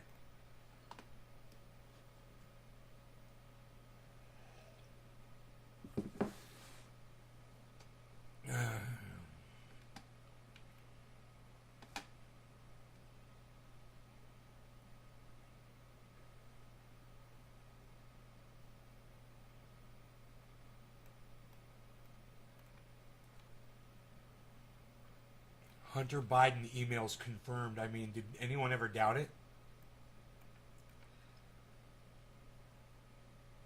Like, dude's a crackhead. He runs around with fucking hookers. And he takes pictures of it while he does it. I mean, what's the confusion there? I don't understand.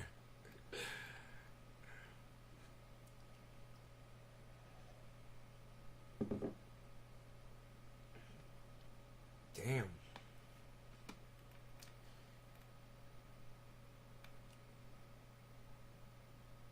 Yeah, I think Rogi's getting a little more aggressive. You know, he's much more sure of himself. And we have to be very cautious now when introducing him to a new dog. So we went over to Oak Trees, and Oak Tree has a Chihuahua. And the Chihuahua was down on the ground and was really interested in Rogi. And Rogi didn't see him. And so the Chihuahua was kind of staying back until Rogi knew he was there. And then Rogi turned around, saw the Chihuahua. And the Chihuahua came up. I was like, he's cool, right? He's like, yeah, he likes other dogs. I was like, cool. I was like, as long as that dog doesn't growl at Rogan. I mean, he's really sweet with other dogs. He gets along great with them. But for some reason, man, little dogs will growl at him for no reason. And that dog went up to him, and he was cool, man. And they didn't, they got along fine. And then they were walking around together and stuff, and it was cute, And it was nice, he got along with the Chihuahua.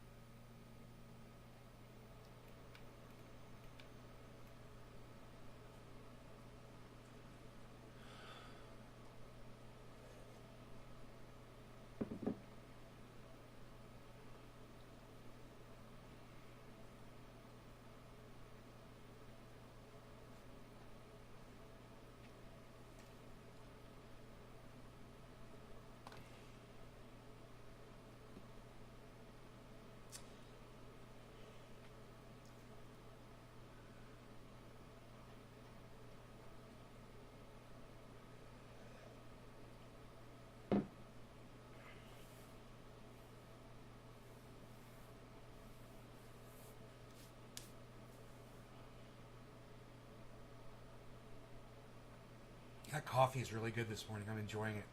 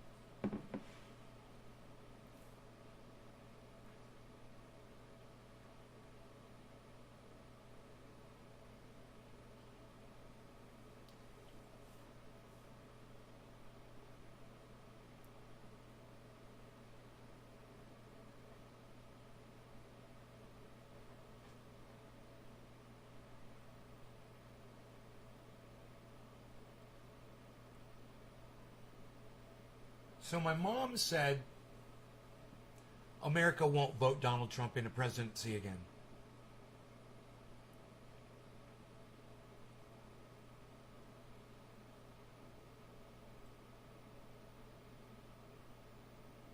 I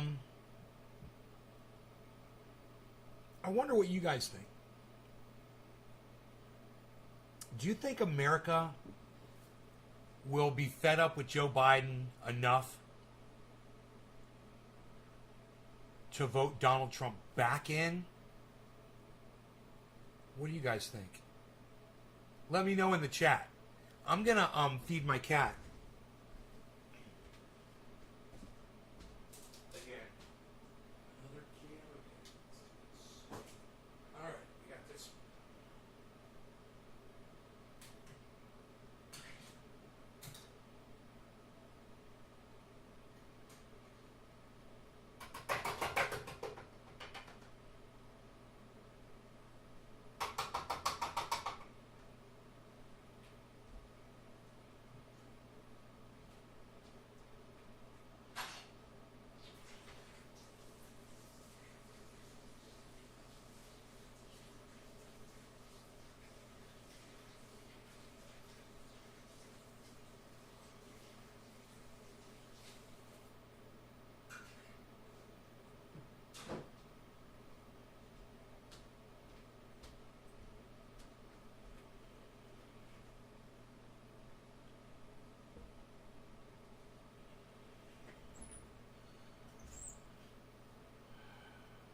Convicted criminal.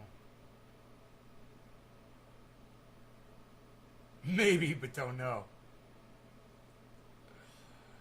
You got Trump coming unless Peter Pan shows up with a campaign manager and a bag of pixie dustins. God, I don't know, man. I don't know. This was like... My mom said, I told you that Joe Biden was going to win the election. She was right. And she says, and I'm telling you that Donald Trump is not coming back. And I was like,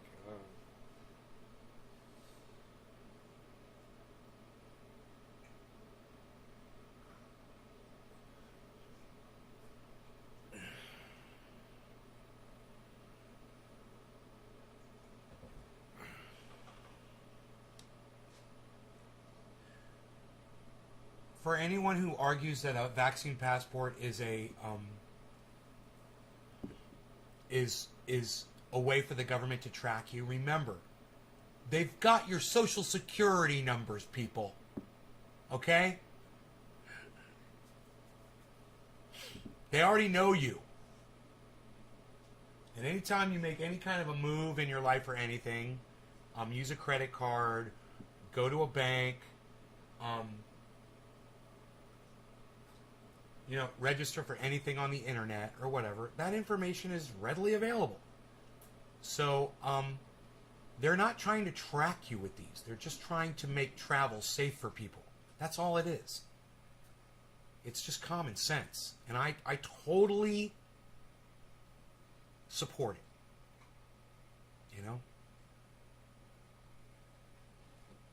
Just so you know. That's where I'm at. You can be totally against them and say it's a slippery slope to etching at our freedoms or whatever, and I'm okay with that. That's what you think. We can debate that. Well, we probably can't debate it on my channel. Hey, it's raining? Holy shit. What? What is this?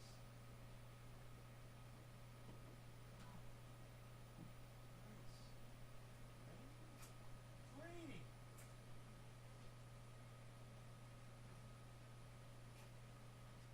Oh my god, it's fucking raining. It's great. It's raining a little tiny bit. A little tiny bit, it's raining, but it's raining. Wow, man. It's freezing cold outside. It's 54 degrees outside. Iceman, what's up, son? How's it going? Holy shit.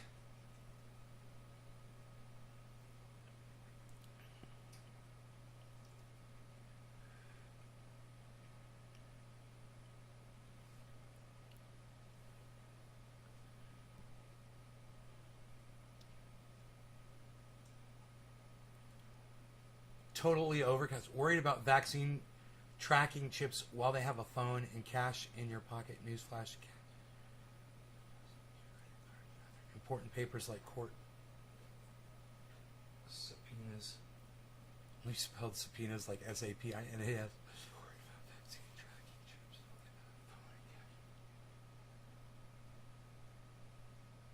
Cash has RFID chips.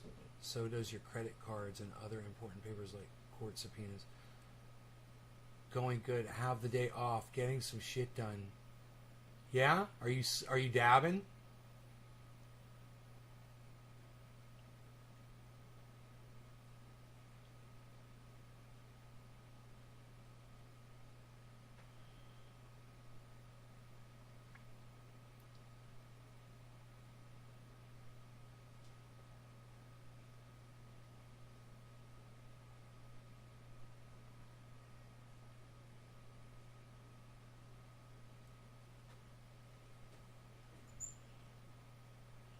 Dabs up. Oh, we're dabbing. Okay, cool. No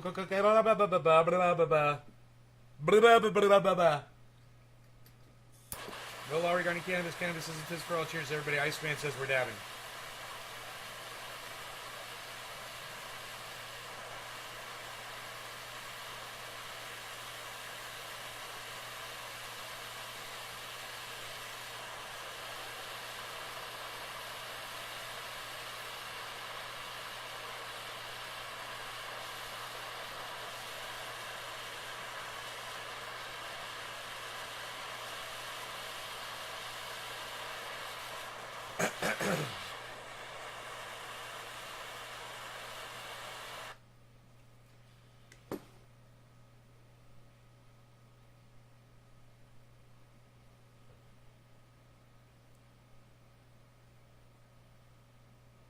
The Vax cards.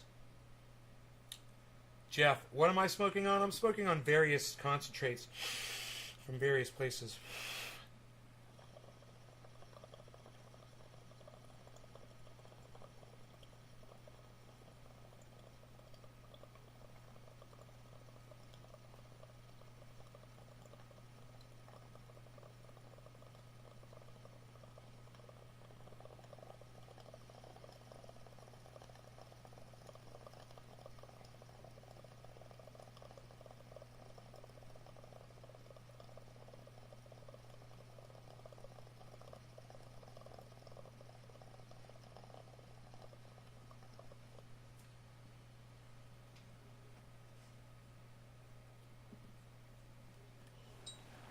That was oily as fuck.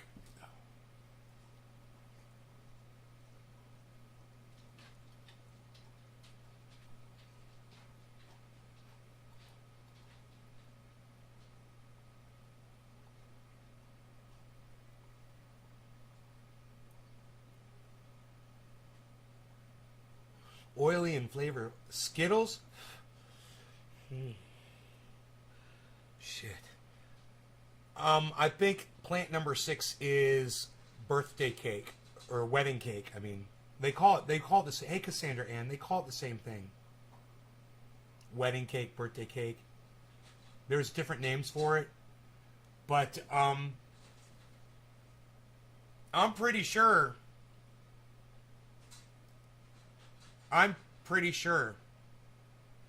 It smells like wedding cake to me.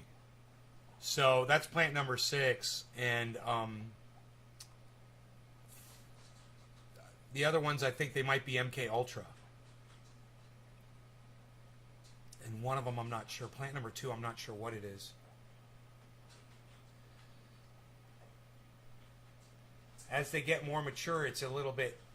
The smells become more distinct and different. That plant number 6 is totally different from plant number 1. You know, they are totally different fucking strains.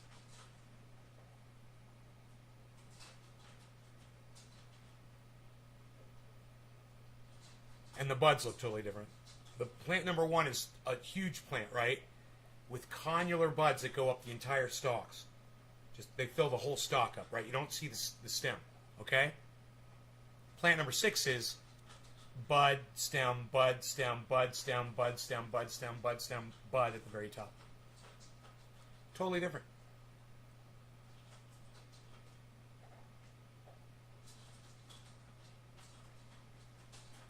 Still haven't heard a peep out of Mark.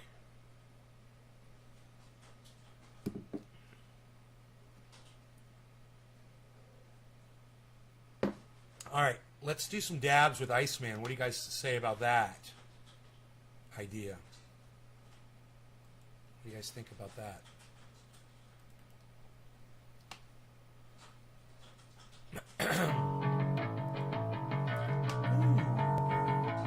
Prepare yourself.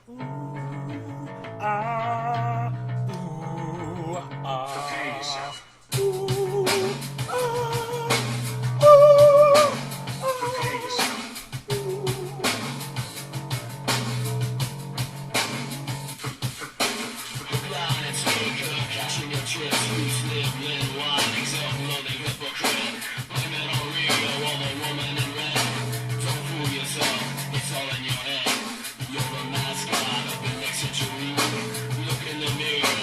Security, I bleed for you. My eyes burn. My point is no, 'cause you'll never learn.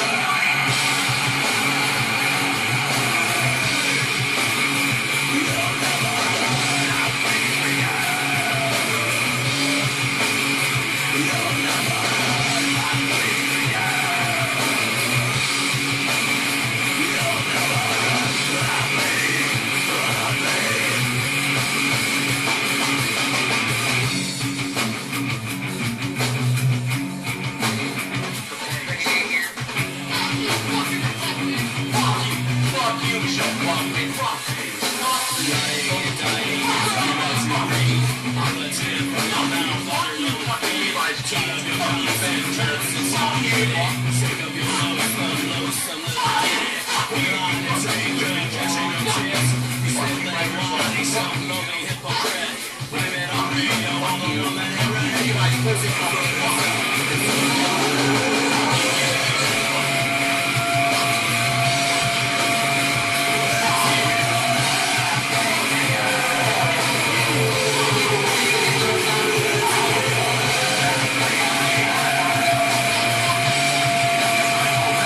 It starts with an F.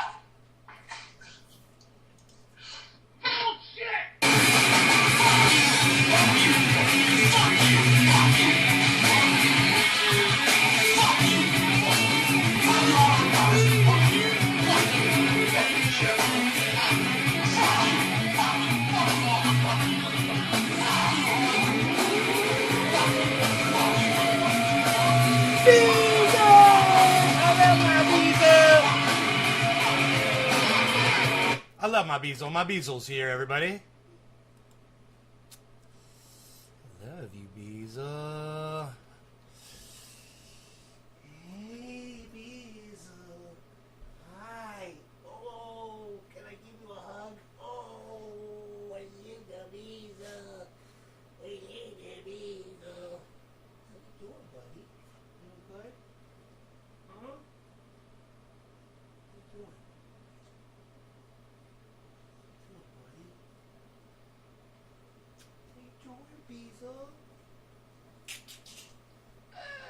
What you up to, Pizza? What you doing, baby?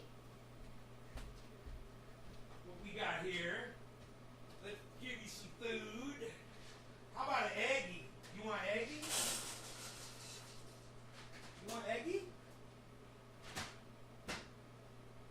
Give you eggie. Eggie. You want eggie? Rogie? Rogie, you want eggie? Rogie, what is this? What is that? What is that? Is that eggie? Is that an eggie? It won't break. There. The egg wouldn't break. I was tapping and tapping and tapping. That motherfucking egg would not break, man. I had to roll it, and then it cracked. I was like, holy shit. I was like, that motherfucker won't crack. I found an egg that won't crack, man. Even with all my muscles, that bitch wouldn't crack. Oh, it was fucking funny.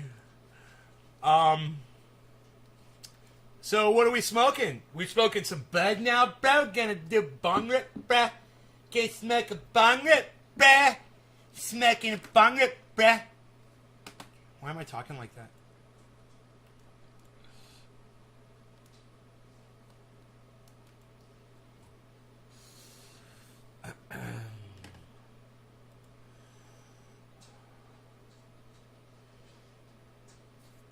The Beezle has arrived. Oh, and here comes Mini Bees. What's up, Mini Bees? What's up, Mini Bees? What you doing, man? You hanging out? The Mini Bees is in the house. Mini Bees, man.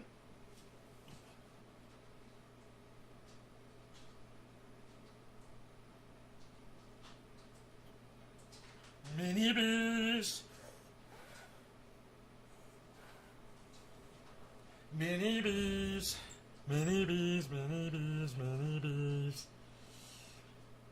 That egg was sprayed with Flex Seal and the entire Flex Seal family of products. And Flex Tape and some Flex stuff on there as well. Hi everybody, Phil Swift here with Flex Seal.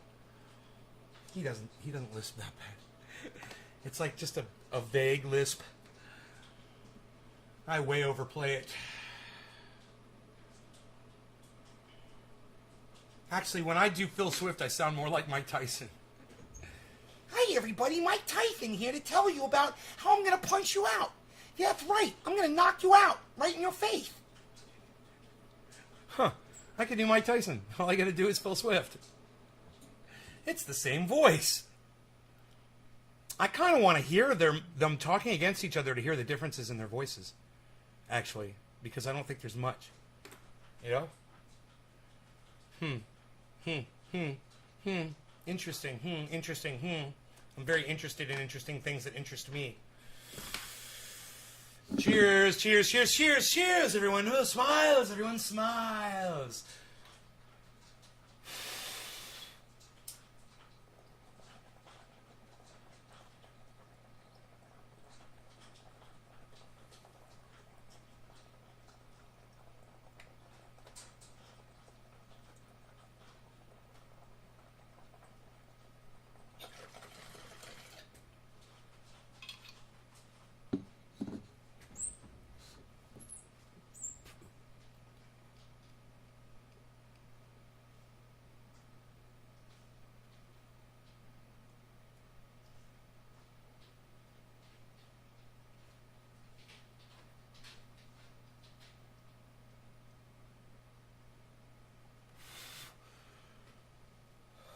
Cheers, guys. That orange bud, man. Oh, so good. Still orangey funky. Rogan's playing with the cat. What you got, Rogan? What you got, buddy? Pizza. Did you like that eggie, buddy? You want a cookie? You got a Chewy? You have a Chewy? I haven't seen a Chewy around. You want a Chewy? Here.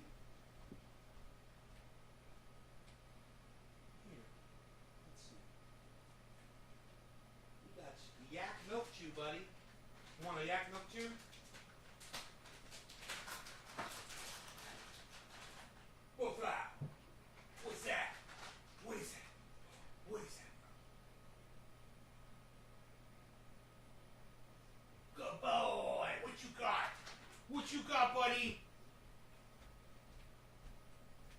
What you got, Rogie? Getting your first shot, not getting your second.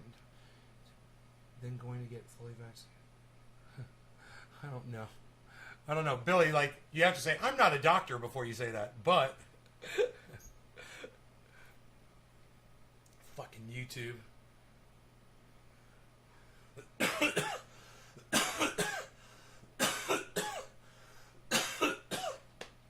I can't believe it rained a little bit.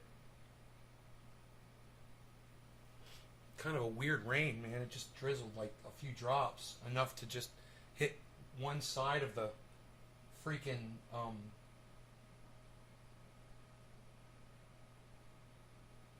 Dude, you know the last few days, this is so funny, I've been having a problem with alignment down there. And I realized, you know what the fucking problem is? I used up all of my sheath underwear, and I'm using my old ones now. And I'm like, every day I'm like shifting, you know, and doing this all the time, it seems like. And I fucking hate that. Man, those sheath underwears, they really do work, man. And you don't realize it until you're wearing them, and then you switch back to your old ones, and you remember how fucking what a pain in the ass that is. I'm never lined up, man. I never want to be where the fuck I gotta fucking do the Michael. Hi! I gotta do the Michael Jackson grab.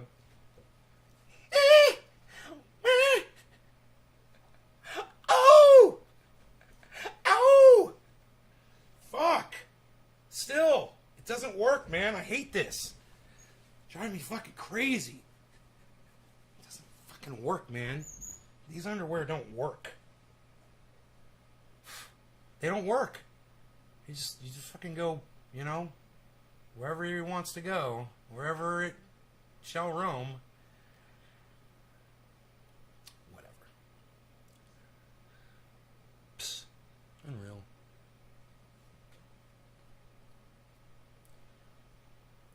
One of my fucking plants out there formed a perfect heart. It's fucking crazy. I don't even know how that shit happened. It's so weird.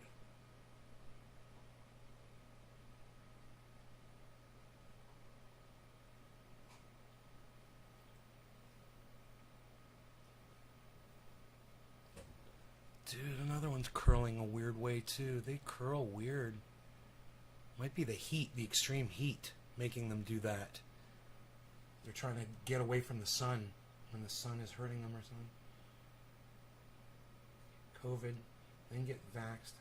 After you're better, you're pretty much immune. Yeah, man. People say all kinds of shit. Everyone thinks they know. Everyone thinks they know. Everyone thinks they're a fucking scientist, Billy, you know? You don't know what to believe. And everything's anecdotal, right? It's like they only know from the few people that they've had exposure to. What's up, Isa? You ready for your cookies? Want some cookies, please? Want some cookies?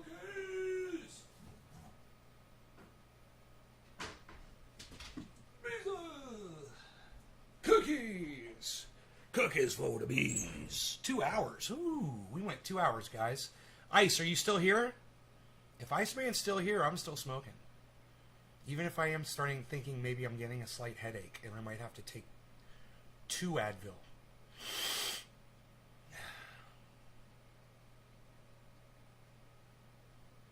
I feel like I have high blood pressure right now. Hey, you're still here? All right, right on. Let's do a dab, shall we? Maybe I should check my blood pressure. Let's check my blood pressure. I just feel like, for some reason, I need to check it right now. Because all of a sudden I felt like I was getting a headache. You know, and I feel like my blood pressure is going up. Maybe it'll be normal. Wouldn't that be great?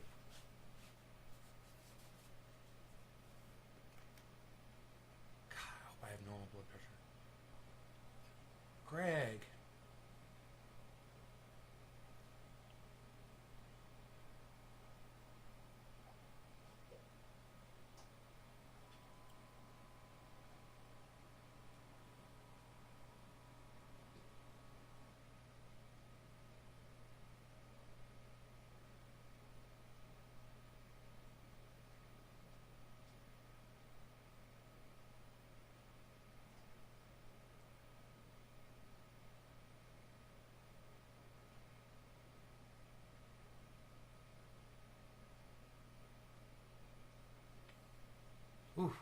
Not that bad, man. 154 over 99. So, I mean, it's a little high for me, but it's not hypertensive. So that's important. But it is up there, man. It is up there. It is of concern, and I wonder if I might be able to control that down with my blood pressure medication, but I'm so used to being right there.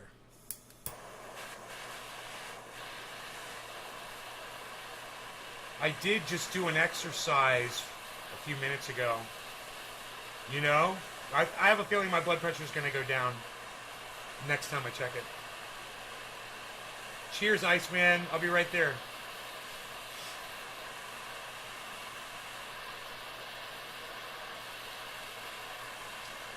No law regarding cannabis. Cannabis isn't just for all. Cheers, everybody.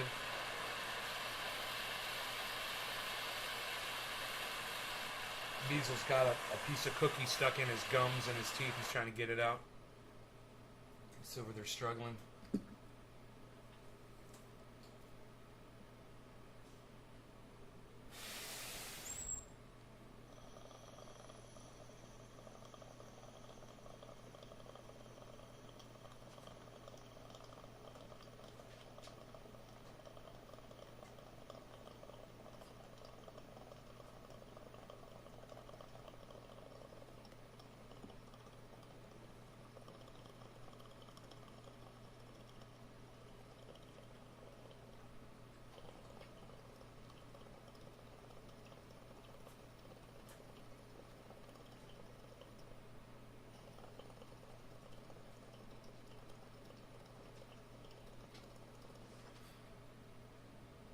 Really?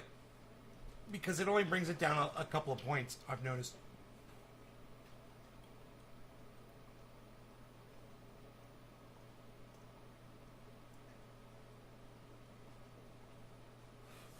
Here, let's check it again. I'll just do another. Usually it's pretty consistent. Like 150 over 99. Let's see where it is now.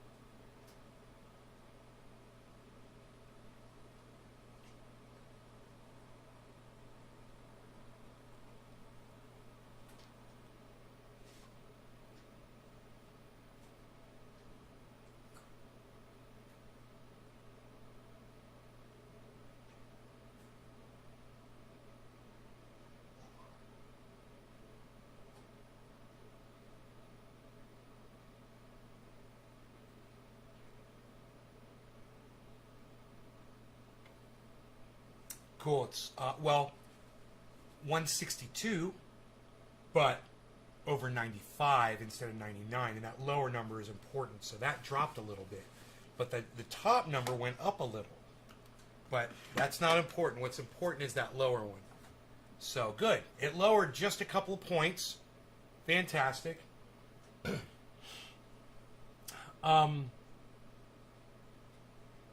This is pretty routine. I have high blood pressure. So I was hypertensive at one point, and I just did an exercise in the chair a few minutes ago for my stomach.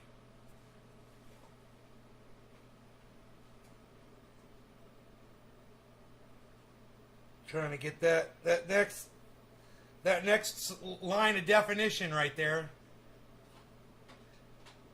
I think it's going to come here pretty soon.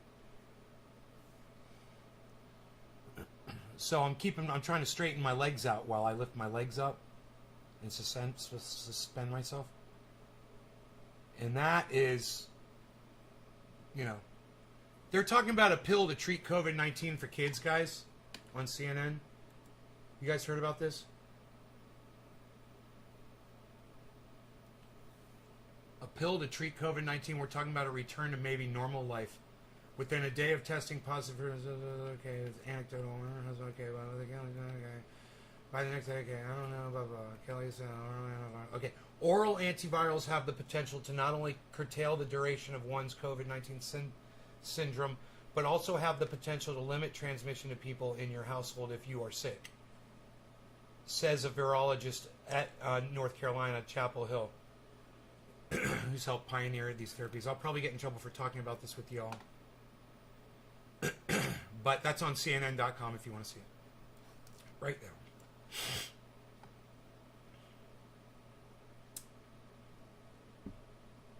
So this will be interesting to find out if we can get Graham, Elwood, and Lee Camp, Ron Placone, and Jimmy Dore to discuss Stuxnet, and the most important thing about any of that being that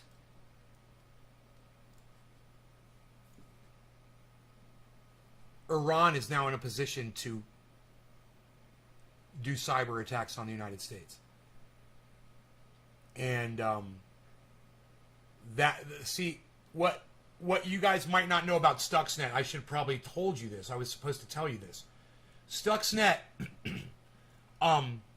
doesn't need it doesn't need a human being to click on a link to accept an email invite, to do anything. This thing is completely automated and it finds its way in without any human assistance. Right?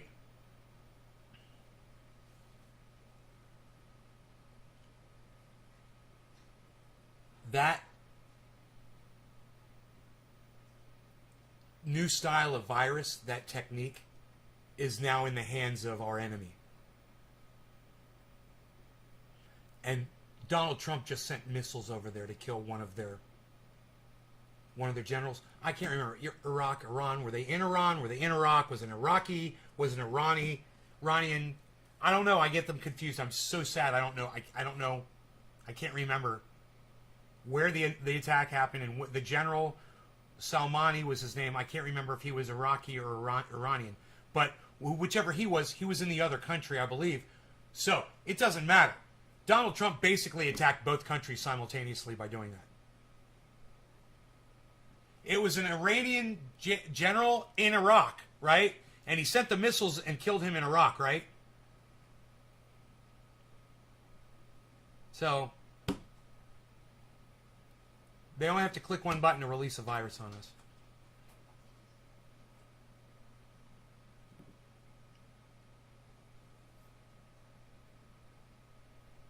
And they've already done it. People might say, well, then why haven't they done it yet? I'd say, oh, they've done it. They've done it. I would have liked to have kept watching that 60 Minutes thing, because it was very similar to the movie, guys, that you should all watch. 0 Days. It's available for free on YouTube, guys. It's an awesome movie. It's like a 2-hour movie, hour and a half, whatever. It's fantastic. It's a great movie. And if you pay attention to it, you'll learn that we are literally right in the middle of World War III.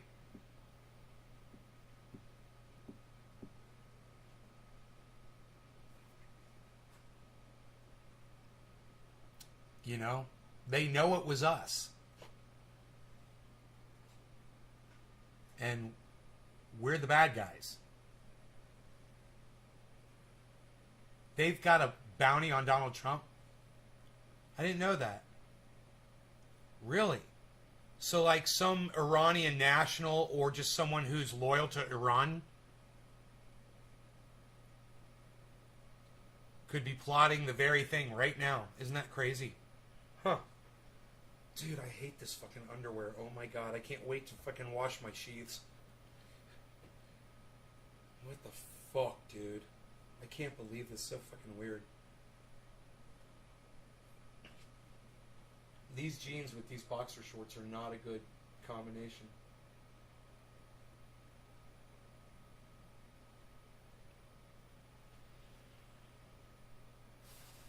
what's up? Tell me about this. Oh, you don't... James, go on YouTube and watch the movie called 0 Days. Hey, Jugs, what's up, buddy? Go on YouTube and watch the movie called 0 Days. Okay?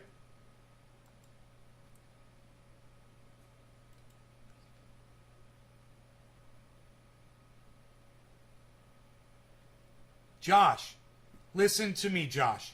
Josh, go to sheathunderwear.com and use checkout code Nays Garden for 30% off. 40% off any order, any size, as many times as you want. Get one item, 40% off. Nays Garden checkout code. Josh G. Try the sheaths. They're fucking cool as fuck. And they keep you straight. They keep you lined up. They keep you right where you want to be. Yes, yes. Sheathunderwear.com. Checkout code Nays Garden. 40% off your order. You're welcome.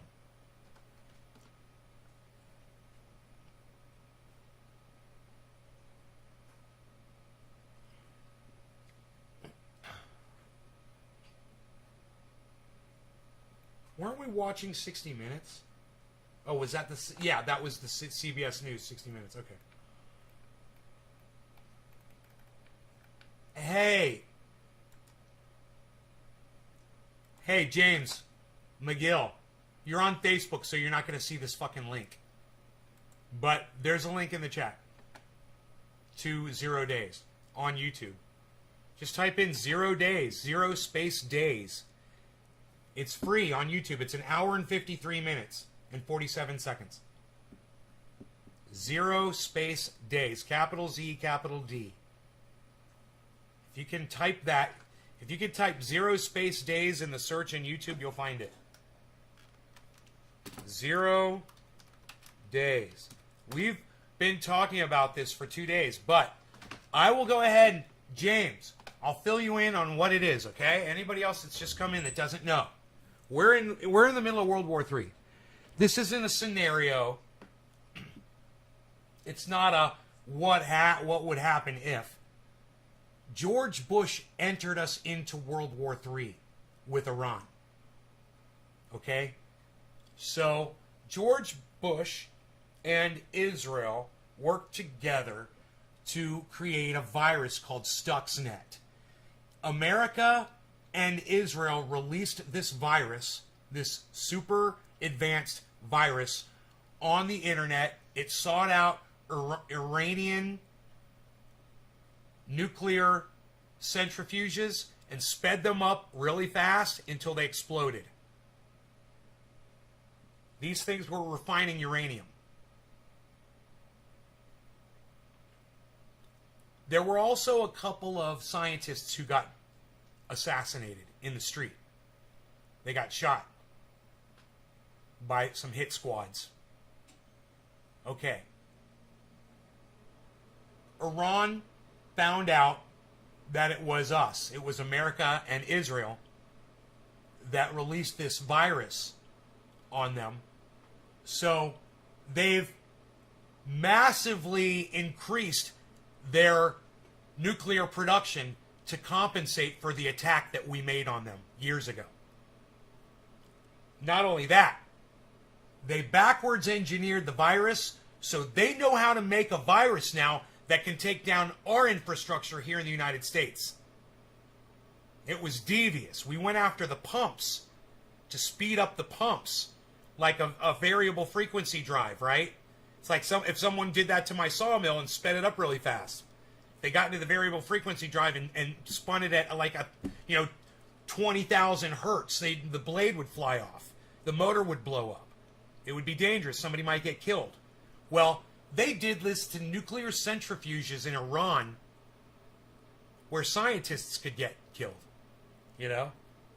And they put a lot of people in danger, and this was an act of war, and we started World War III, and we're at war right now with Iran, and now Iran is going to attack us back. And it's going to come in the form of a virus, and it might be released, by Iran. I would think it would be, but it could be released anywhere that's working in conjunction with Iran. And they want us to know for sure that they've got this technology because we literally gave it to them. Because George Bush and Barack Obama, you wonder why Michelle Obama and George Bush cozy up to each other, giving each other fucking Hershey's Kisses and shit, exchanging fucking M&Ms.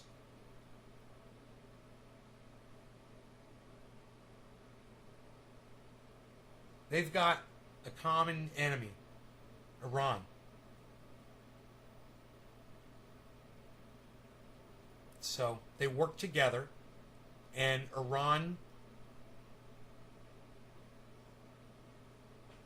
stepped up their entire program, man.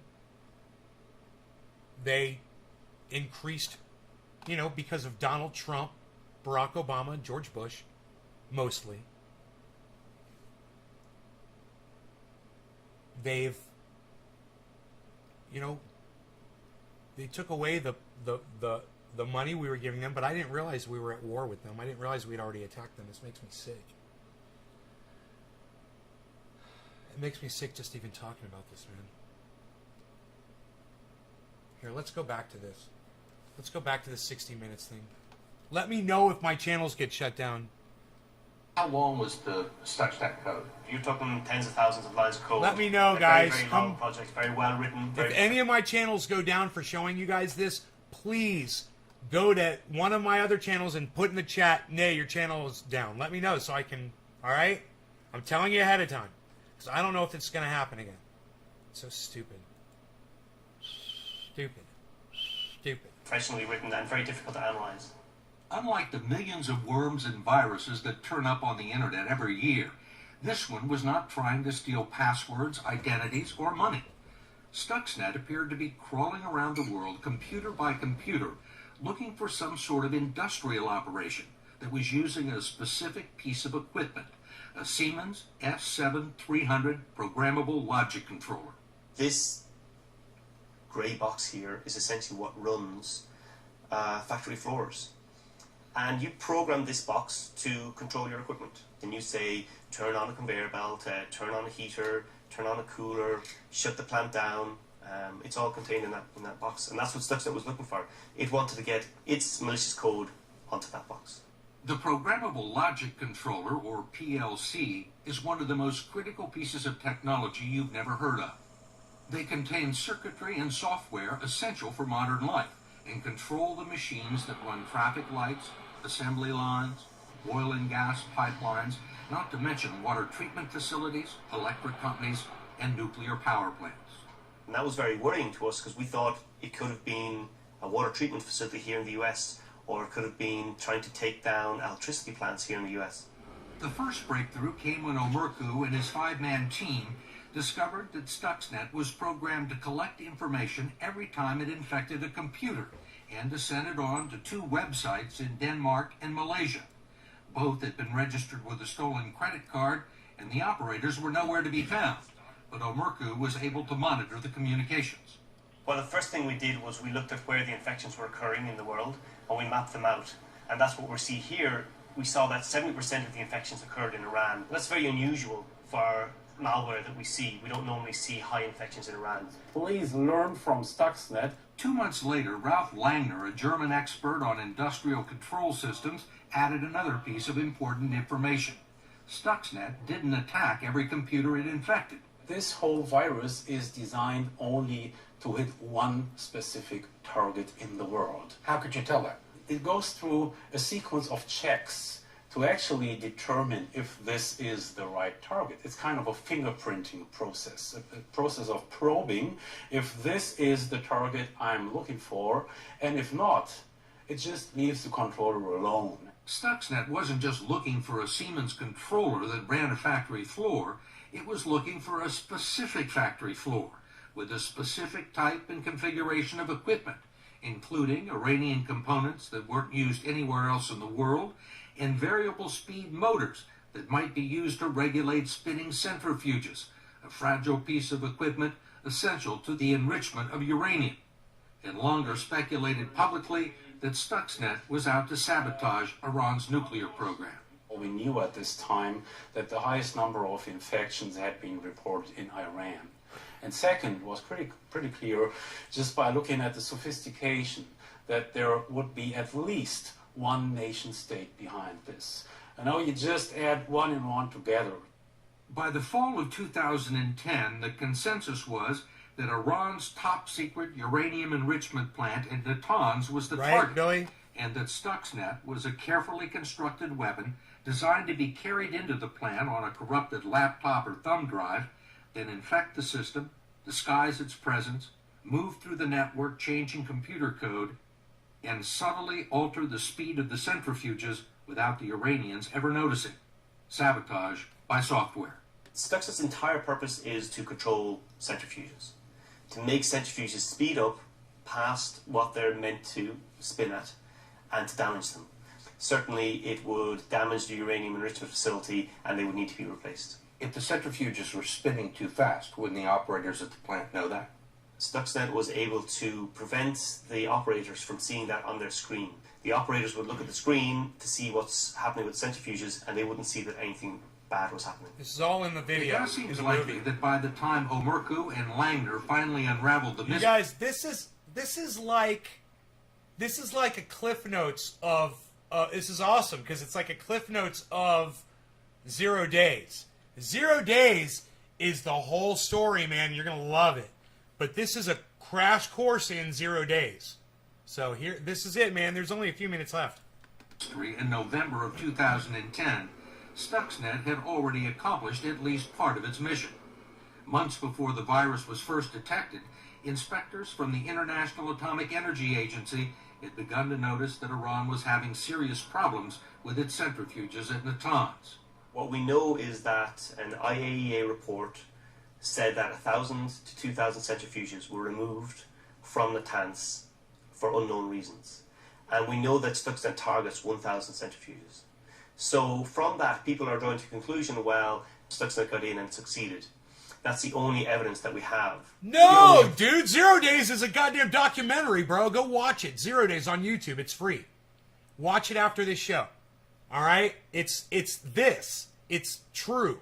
It's all factual. The woman that plays the role of the hacker, right? She's an actress who's literally reading true accounts from people who worked for the United States government. But I had a feeling she was play acting, and she was. But she just seemed too smooth, you know? She didn't seem like a hacker. She seemed like an actress.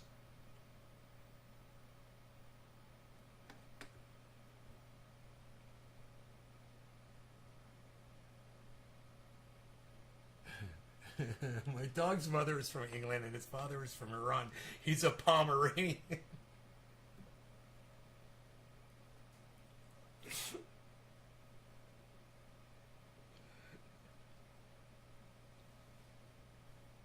Zero Days based on this exact incident, or is it a fiction very similar? So I asked a refugee how he got from Iraq to Kazakhstan. He responded with Iran.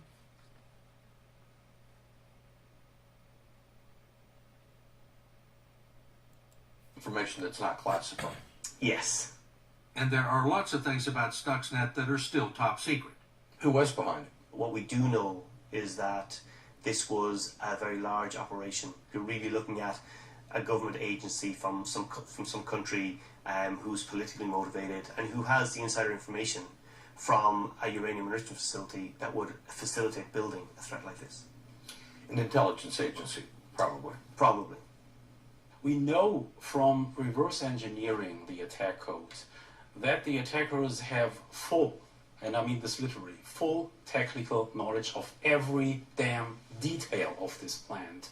So you could say, in a way, they know the plant better than the Iranian operator. We wanted to know what retired General Michael Hayden had to say about all this, since he was the CIA director at the time Stuxnet would have been developed. You left the CIA in 2009? 2009, right. Does this surprise you that this happened? You need to separate my experience at CIA with your question. Right. All right. You can't talk about the CIA. No, and I don't even want to suggest what may have been on the horizon or not on the horizon or anything like that. Right. If you look at the countries that have the capability of designing something like Stuxnet, and you take a look at the countries that...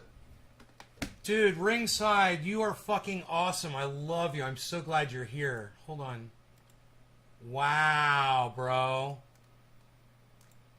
Dude, Ringside Report Web TV channel, man. Dude. You are fucking awesome. Were you here? You were here when I was doing it live, bro? I don't know what I'm trying to do. I'm all fucked up here with my cam. Give me a second. There we go. Oh my God, I can't believe you're here. You're like one of the few people that I've met in my life who just looks at reality for what it is and sees it without a biased, indoctrinated set of rosy glasses to cloud reality like almost everyone else does. Everyone's got a blind spot. Bro, it's like you're a boxer. You don't have a blind spot, man. You're like a boxer with no blind spot. You know? I was blown away. What's flat, black, and glows in the dark? If they keep it, Ron, if they keep it up. You're done, Billy? Funny. Oh, God. Oh, man, you're funny. Ringside, you saw some of it. Everybody, Ringside Report Web TV channel is here right now. This is,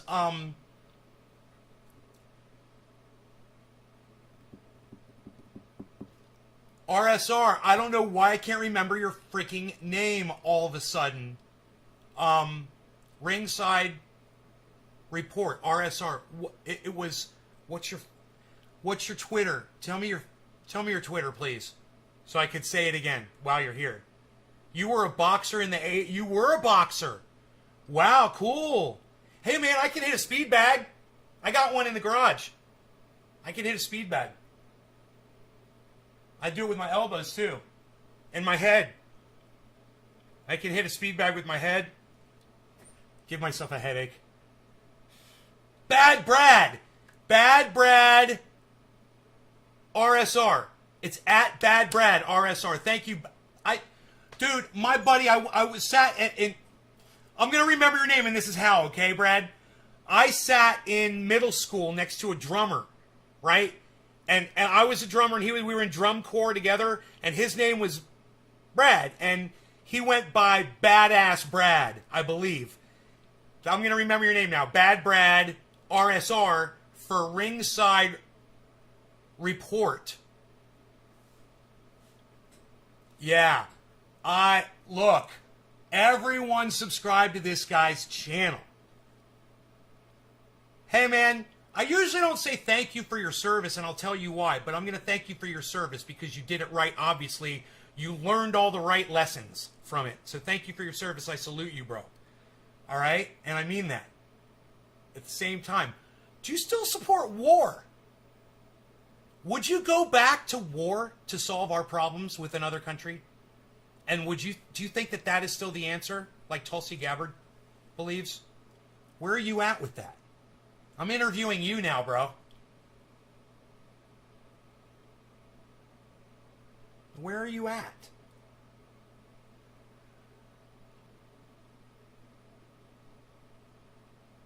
I love what you said about Donald Trump. I love what you said about Donald Trump supporters. Bro, you had some of the greatest analogies, so funny and so fast. The things you were coming up with, we were laughing. Bro, I was laughing so hard when we reviewed your video. It's a last resort. You'd still go to war, huh?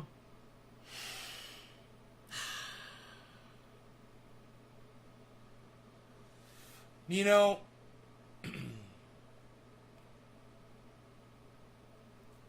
when we do things like what we did to Iran, we can expect to be at war until we go extinct.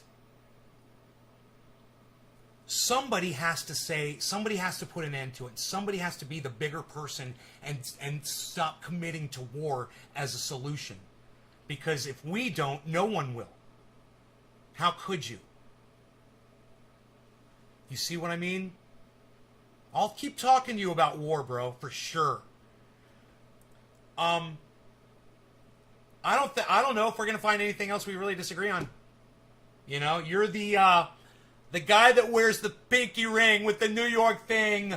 Forget about it. Shut up. You're very good, you. Ah, what? The pinky ring with the New York thing. I'm Bad Brad. RSR. Ringside report. Ringside report. I'll get it. I gotta get you going. Hey, forget about it. The pinky ring and the ringside ring and the thing. I respect your opinion, but seen things that we have differences on. Do you like my impersonation? Hey, ringside, this is what I say. Look, hey man, you're a Mike Tyson fan, bro.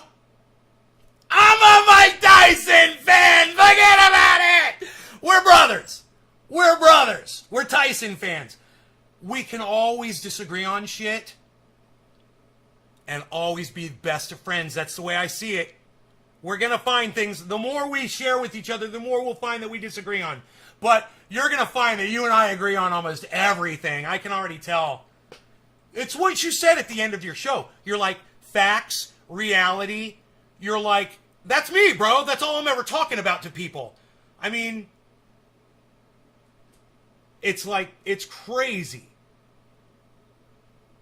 I mean, I'm sure, you know, because you were in the military for 20 years. And 20 years and a month.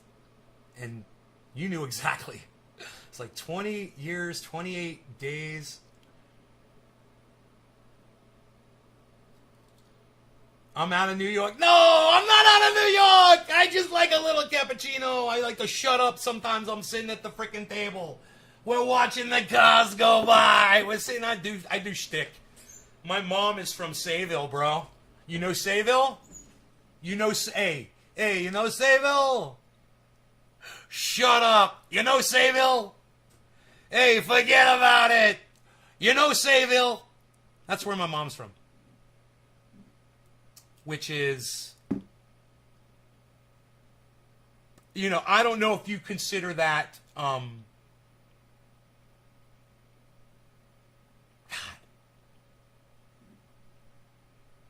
what section you would say, or is Sayville just its own thing? You could probably ask Google and find out. What you would say? What city in New York? What city in New York is Sayville in? Is that what you would say? Because isn't Sayville a city? But I don't know. Here. What city in New York is Sayville closest to?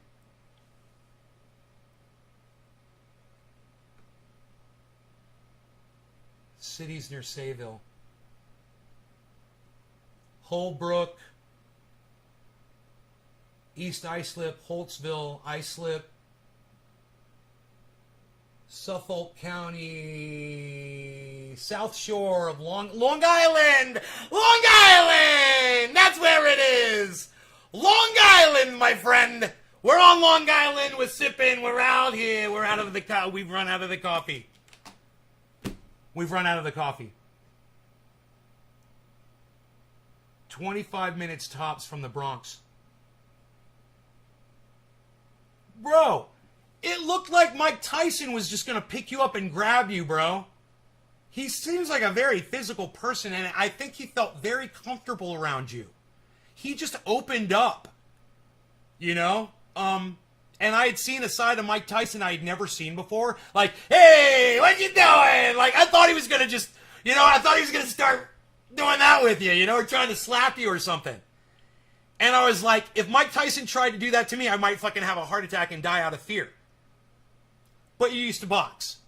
And maybe that was what he had with you, bro, is that you're both boxers. But I don't know, man. It was just a beautiful moment. And I was so glad to show that to my audience. Like, oh my God, this guy interviewed Mike Tyson? What? Forget about it. You did Mike Tyson. Forget about it. Nobody's even talking about that anymore, pal. Shut up. Shut up, you very good, you. Can I give you... Mike was in a great mood that day, and yes, you had about 700 views on that video. And what I would do if it was my video, go right back to the editing on that video, change the title, Mike Tyson Interview. And that's it as the title, bro. Don't put anything else. If you want a lot of people to see that interview, that will trigger the search engines, man. The way you have it, you've got an RSR interview. Nobody's searching for RSR interview, and that's the problem.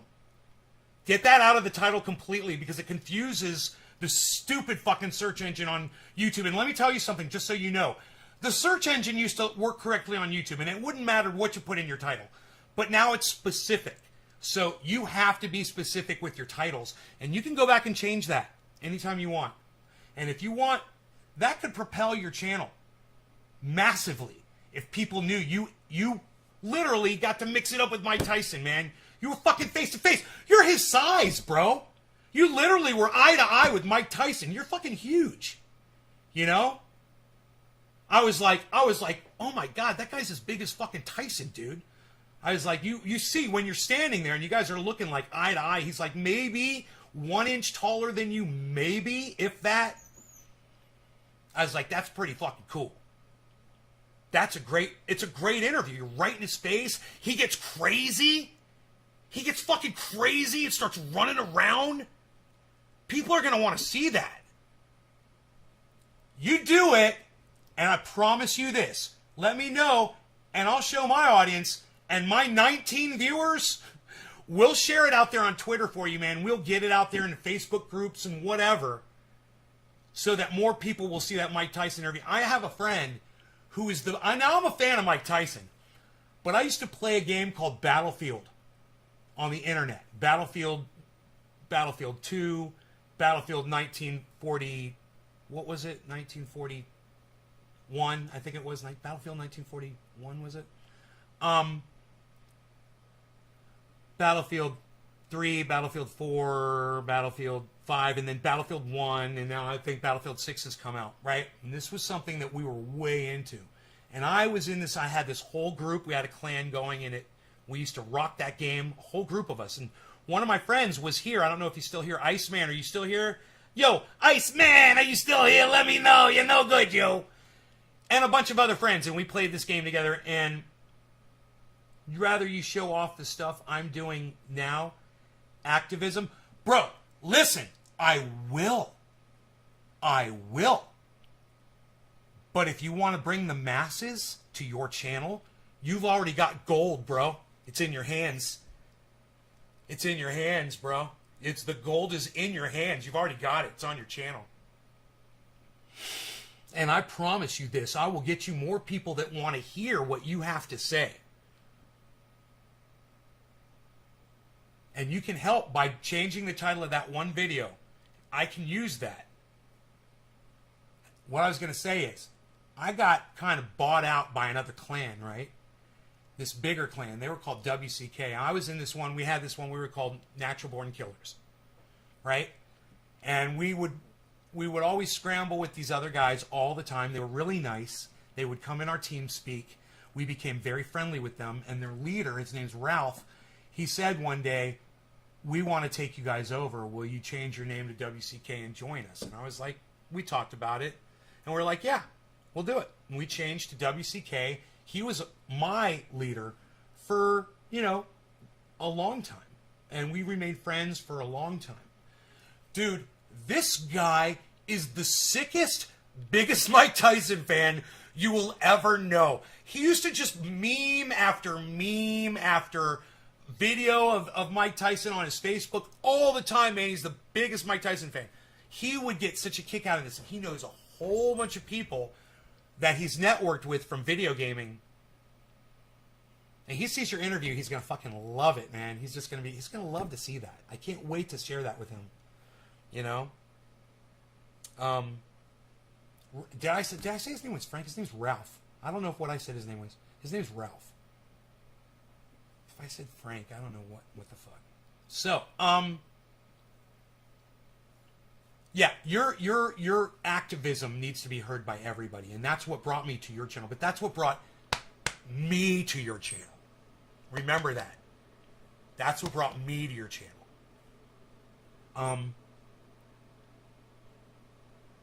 You're gonna do really well with that one video. Your channel's gonna explode, and then people are gonna go to your latest stuff, and they're gonna love it, man. Because just keep it real, man, like you're doing.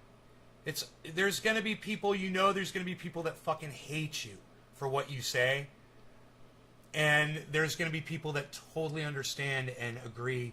It's a way of assessing your own life. It's a way of just looking at things and just keeping it real, man. And it's so important for people to hear anyone that is speaking a truth that is based out of reality. And that's what you offer, man. You've spent 20 years being indoctrinated by one of the strongest indoctrinating forces on the planet, the United States military. They're real good at it. They specialize in it. They teach other people how to do it. And when they don't think they're as good, they go and get the pros, the Mossad, to come over and train their guys how to do it. Right? They're the best of the best of the best at making people lay their fucking lives down for them. Talk about indoctrination. You're willing to die. That's the height of indoctrination, isn't it? Someone's willing to put their life down over your cause. If that cause is not true, that is a powerful weapon. Indoctrination. It is so powerful. It's how so many countries control their masses. Marching, parades, fanfare, royalty,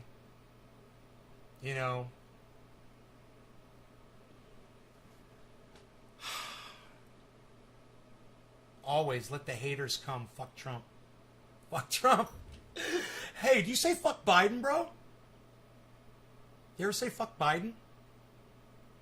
I mean, he wrote the crime bill, and he's proud of it still. So the crime bill, responsible for imprisoning more African Americans in our country than whites over in this unproportional, and the way it was designed, was perfectly designed to do that by Joe Biden. If you had crack cocaine, if you were poor, and if you were in the hood, and you were black, you would get mandatory sentencing.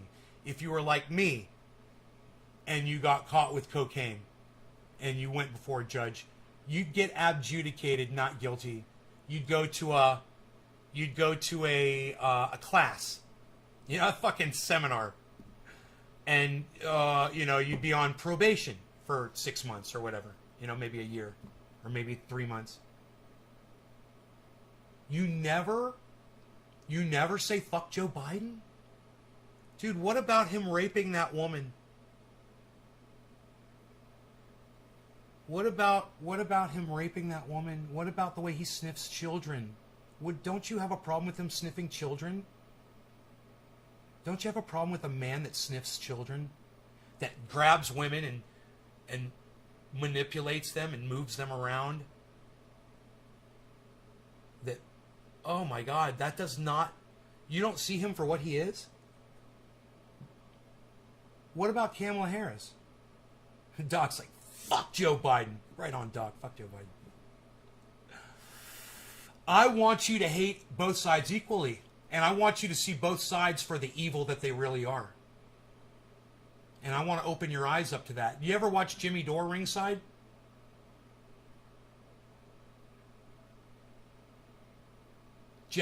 Jason Weekland says, fuck Joe Biden. Fuck Joe Biden. Fuck Donald Trump and fuck Joe Biden. Do you know what these are? Do you know what these are right here, brother? These are my two latest mail-in ballots that I refuse to open or look at or participate in an election that is giving me a choice between Joe Biden and Donald Trump. Or telling me that I have to support my governor of the state of California when I know how corrupt and what a piece of shit he is. Now, I'm not going to vote for the other guy, but I can't participate. You think it was doctored up? You think Biden's way better than Trump? Biden is not racist on the outside. He doesn't push people out of his way to stand for a photo op. He doesn't get on the phone with the Ukraine and try to convince the leader of Ukraine to start an investigation into the other guy illegally and threaten to not give money. And let me tell you something. Donald Trump was threatening to not give money support to states that weren't electing him, that he didn't win in, like California. Who would I like to see in the Oval Office? You. I'd like to see you in the Oval Office. I vote Ringside Report and Lee Camp. Dude, you and Lee Camp, you guys could do this thing together. Check out Lee Camp. You guys could do it. You're keeping it so real, bro. I vote for you. If you were on the ballot, I would vote for you. Bad Brad RSR for President of the United States of America. First person I could fucking put my goddamn support behind to lead me. You know?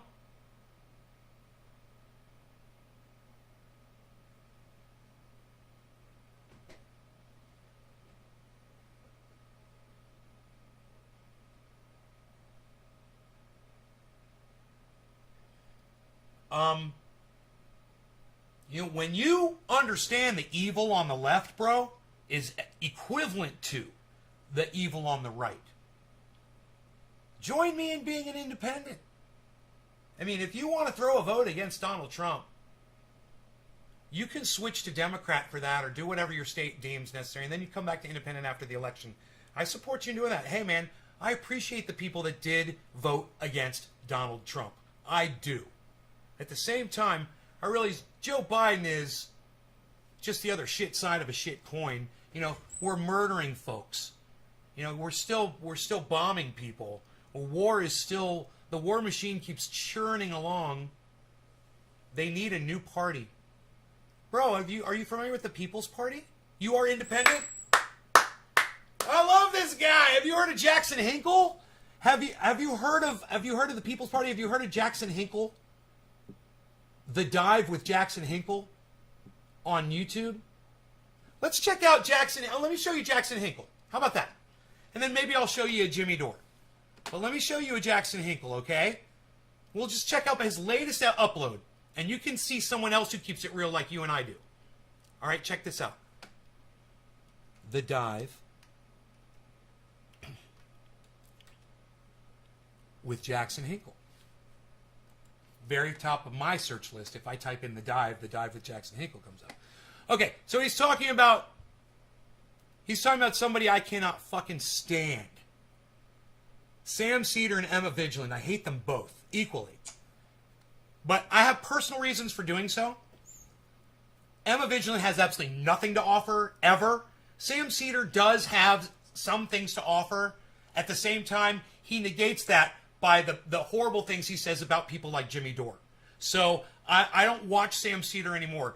But let's hear what Jackson Hinkle has to say. This guy, Jackson Hinkle, I think he's fucking fantastic, and I think you should be listening to what he's saying. Check him out. Oh, how's it going? Oh, he's 21 or 22 years old, bro. All right, let's just check out what he had to say on his last upload. Hello, everybody. Welcome back to the show. Thank you so much for joining me here yet again. Give me 1 second. Let me just make sure everything is all set and ready to go. Speeding him up. Click like you're on Rockfin. Okay. Okay. Oh, he's on Rockfin, motherfucker. All right. How's it going, everybody? Thank you for tuning in. Got a bit of a new addition to the setup. Got these cool lights behind me.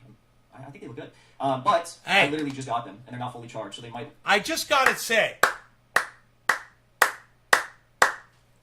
didn't I say it was just a matter of time before the American flag came down behind Jackson Hinkle? And you know what? I don't expect it to ever come down behind Bad Brad RSR. I mean, Bad Brad RSR fought for the country 20 years. He signed up for it. Jackson Hinkle didn't. He's not in my opinion, not a real patriot, even though he calls himself a patriot. But I said to my audience, I have a feeling it won't be long before that American flag comes down off the wall behind him.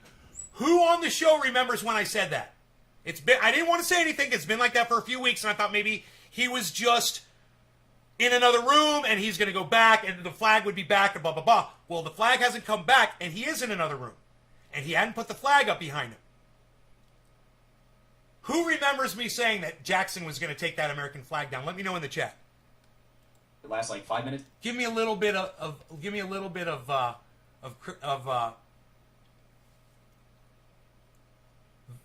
validity here. They might last 20 minutes. I'm not really sure. So, a little bit of a later stream today. Partially because I was waiting for these, partially because I was doing other stuff today. But I want to thank you all for tuning in. This is going to be a good stream. We're going to be talking about a number of stories here today. As per usual, we'll be discussing this. Well, we're going to be talking about the end of England AOC, President Votes Defense. We're going to be talking about all this news surrounding Assange and the Trump administration and what was going on there. And this new article that was published in Yahoo, which discusses the fact that the CIA was actually looking at plans and drawing up plans to kidnap, assassinate, or potentially do a shootout in London to kill Julian Assange. So we're going to be talking about that. We will be discussing, what else? We might take a look at a video that I wanted to watch that I saw Radical Leftist Agenda watching. I'm actually not sure the contents of the video. Radical Leftist Agenda, shout out! Probably check that out. What else? We're going to talk about the some hypocrisy surrounding the Haitian refugees being deported. It's actually a story I've been meaning to get to the past few days, but we haven't gotten to that, so we're going to do that. He got rid of the distortion off his microphone. Be sure to drop a like. It does help us boost. The mic's not distorted anymore. So I appreciate that, and I hope you're all having a good day. I still know Miki's lighting. Does she have no lighting like this? He fixed the Here's mic. The thing. We can always change the lighting. If we don't like, this shit goes in my outfit today, but if we don't like this lighting, we can always change it. I actually do like this lighting though. We can do any color. I also got a new lens, but you guys probably couldn't tell that. But it performs better in low light situations. So this lighting, because it's low light, it works very well, which is exciting.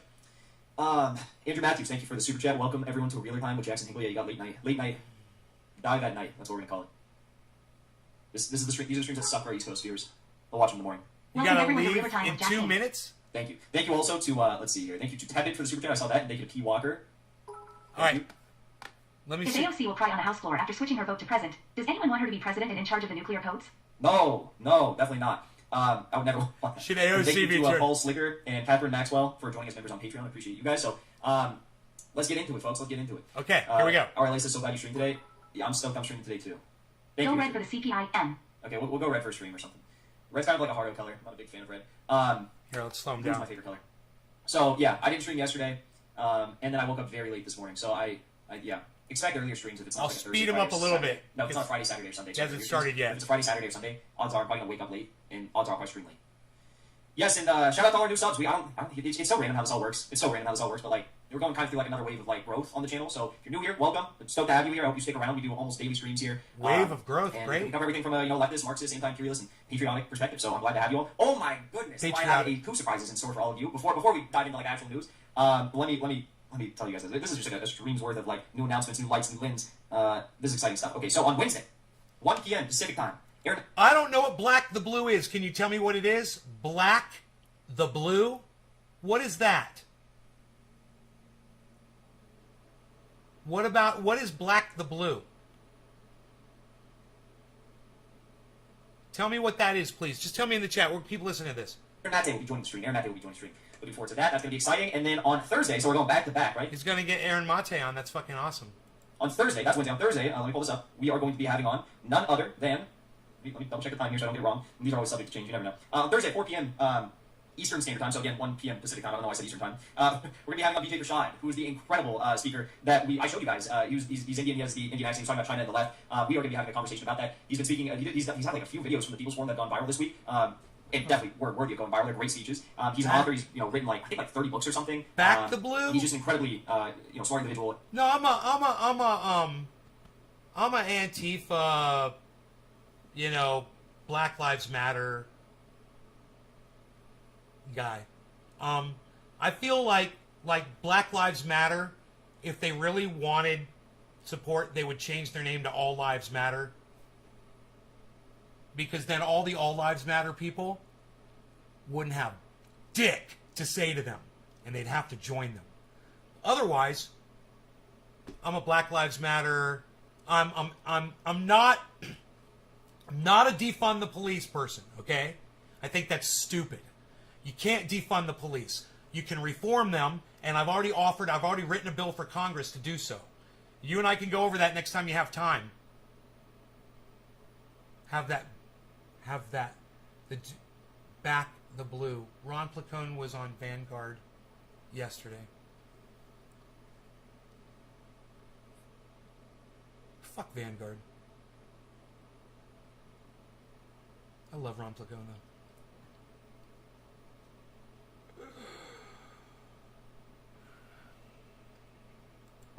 I really do value his perspective. So we are going to be having on the two of them back to back. I mean, what a week. And then also, I mean, like I reached out to Destiny, and I was told to reach out via Discord to Destiny to schedule the debate finally. You know, I moved in. I'm ready to have it. I'm starting to debate again and make all this happen. And I'm going to be doing way more debates actually soon. So get ready. That might be more of a Twitch thing though. So be sure to follow on Twitch if you're not following there. And then I got no response. And I was like, what? So I'm like, I want to debate him, but I don't want to be like a little bitch and have to beg for it. But like, I also think it's lame that he's like not responding. So I don't know what to do about that. But he's offended. I love it. Let's get into it. Shout out to all of you tuning in. We got like 230 people watching. Be sure to drop a like. It does help us boost in the YouTube algorithm. You disagree to Black Lives Matter changing their name. It's only when they say Black Lives Matter, then it is other. If they say prostate cancer, people don't say breast cancer. Dude, that's my same argument. I know. You're totally right, bro. That's my argument. I'm like, you know, if there's a whole bunch of people out in the street saying, hey, man, we want to end diabetes, you don't go out there and say, but what about cancer? They're trying to end diabetes, and, you know, ending cancer would be great, too. We're not excluding cancer from our movement, but the name Black Lives Matter is racist and separatist. Do you not see that? It's excluding all the white people, bro. Now, I didn't feel excluded from it because I'm not a little bitch. I support Black Lives Matter.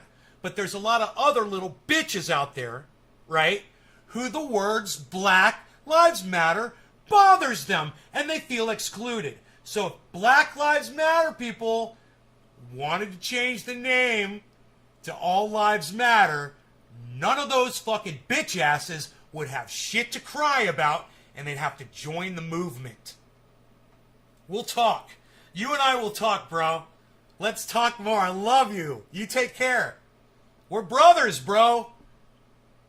I will see you on Twitter, brother. Definitely. You take care of yourself, man. I'm sorry you gotta leave. I love talking to you about that. My audience couldn't give a fuck. But you and I will form a new audience. How about that? Plenty of stuff to talk about. Let's hear what Jackson Hinkle is going to say here, guys. We're going to be first talking about hypothyroid. Okay? So let's take a look at this. I was just so shocked by this. I mean, like, pretty much everyone, even like AOC supporters, even like just general kind of like progressive people, I don't even want to say leftist, but like generally progressive people, were like critical of what AOC did. Because she, outside of like Jamal Bowman and Ro Khanna, and maybe Jayapal, I need to double check, but I'm pretty sure there was like only like 2, maybe 3 of the so-called progressives that actually call themselves progressives and actually try to posture like progressives who voted for Iron Dome funding to the tune of $1 billion, right? Everyone else was like, no. This has more than enough votes to pass. Like, it passed with 420 votes or something. So, like, why on earth would any progressive, if it has such a you know, guarantee of passing without your support, why would you sacrifice this progressive political theater that you play into, right? Why would you sacrifice this progressive character that you act as for this? Why would you do that? It doesn't make any sense. I mean, it's why Cory Bush voted no. I know. It's why... I mean, yes, I know. They just revealed that the government planned on killing Julian Assange. Mike, I mean, you know, of course, that Hillary Clinton said publicly, why can't we just drone strike Julian Assange when she was Secretary of State? So, you know? Rashida Tlaib actually... Or was she Secretary of State? Madam Secretary? Or Secretary of Defense? I can't remember. Good on Palestine usually. Cori Bush is usually pretty good. But I mean, pretty sure Presley voted no. There was a few others who voted no that were like Raul Grijalva voted no. Someone put a meme together I saw, and it was like, I'm not going to be able to describe this. It was like photos of each of the people, each of the progressives who voted no. And there was like one word per each photo of the progressive, and it was like, thank you for voting, and then it's like not you in the middle, and it's AOC. And it was like, and then it would finish off like for Iron Dome funding. And there was like a photo for each word. I saw that meme! AOC literally like was one of the only progressives who voted, well, she was the only one who voted present, which still baffles me, right? And it pissed off a lot of people. Especially because, you know, she's done this virtue signaling in the past where she tweets about this, says, you know, I care about Palestinian rights, I care about the Palestinian resistance, and then, okay, we're not going to call out our colleagues when they vote to give $3.3 billion to Israel in military aid. We're not going to, you know, stop from, you know, voting or against this $1 billion in funding for the Iron Dome. We're going to vote to give $500 million in funding to the Israeli military, and then all the other stuff that she's done, right? And I put together a Twitter thread of that. But there was one person in particular, out of everyone I saw, like actually, you know, either staying silent or critiquing AOC. He's young. He doesn't wax his eyebrows, and you know, he does have great hair. Stop being jealous. You've got great hair too, Billy. And thank you to everyone who did critique her. I think that was, you know, justified and warranted, and that it should be applauded for people who haven't spoken out against AOC in the past for the dumb shit she's done, because you feel as though, like, I don't know, you don't want to offend progressives that still believe in her, or you still believe in her, I don't know. But like, shout out to people who hadn't spoken out a lot in the past and were really frustrated by this, and you know, you Mike, you're not a patriot unless you go to war for the United States of America. You're not a patriot, so don't worry about it. You don't have to be a patriot. The only people who are patriots are people who literally sign up into the military. You know, the people who are willing to go kill other people to solve their problems. Everyone needs to stop thinking that way. You know, war's never going to end until we start with ourselves. You decided to speak out. I think that's good. There's one person in particular, though, Emma Vigeland, who still has decided that she's going to lie on behalf of AOC, you know, protect her character, and be the knight in shining armor that's coming to, like, save her. Fucking brown-noser. From all of these mean, misogynist lackeys, right? Fucking like Jimmy Dore, coattail riding, who are trying to tear AOC fucking down. party So, line let's take a look toting at this tweet. cunt Let's take apart what she has to say. We may never know the full extent of the deal-making behind AOC's present vote on the Iron Dome, but it's notable that Bowman also voted yes, while someone like Presley, who I'd say is less progressive than both of them, voted no. My guess is New York State redistricting and funding. Okay, so let's look at this. So, to start it off, Emma says, and let me see if there's a subtweet here. Okay, there's two subtweets. So she also says both of these lawmakers have been vocal about Israeli apartheid, and their votes were beyond inconsequential to this bill's passage. This is why I'm speculating about a deal. Another piece of evidence that supports my thesis. This was the video from Nicole Alexander Fisher where you could see Pelosi yelling at AOC on the House floor before she changed her vote to present, and she was like crying. You know, a lot of people have been saying this might have something to do with redistricting. That's not AOC getting a deal. That's not progressives getting a deal. That's progressives saying, you know, I was actually lying about this whole notion of me not caring if I'm a one-term congressperson, and I do care about getting in Congress again. I do care about solidifying myself as a political careerist within the Democratic Party and moving up and up and up and up along the ladder until I, you know, gain enough power to where maybe I can do something I want to do on my own without having to answer to Pelosi. That's their mindset. Obviously, that's a flawed mindset. We all know that to be the case. That's a very flawed mindset to have, very flawed strategy to have. It's a strategy that has like all the historical precedent in the world to counter, but that's AOC's strategy. So one might say this is about redistricting. Well, redistricting isn't deal-making. Deal-making would be if AOC voted present on the Iron Dome. You might be a nationalist, but the very definition of a patriot is someone willing to go to war, someone who goes to war to fight in a war for their country. Yeah. Vote, and my father and his two brothers were patriots. I'm not.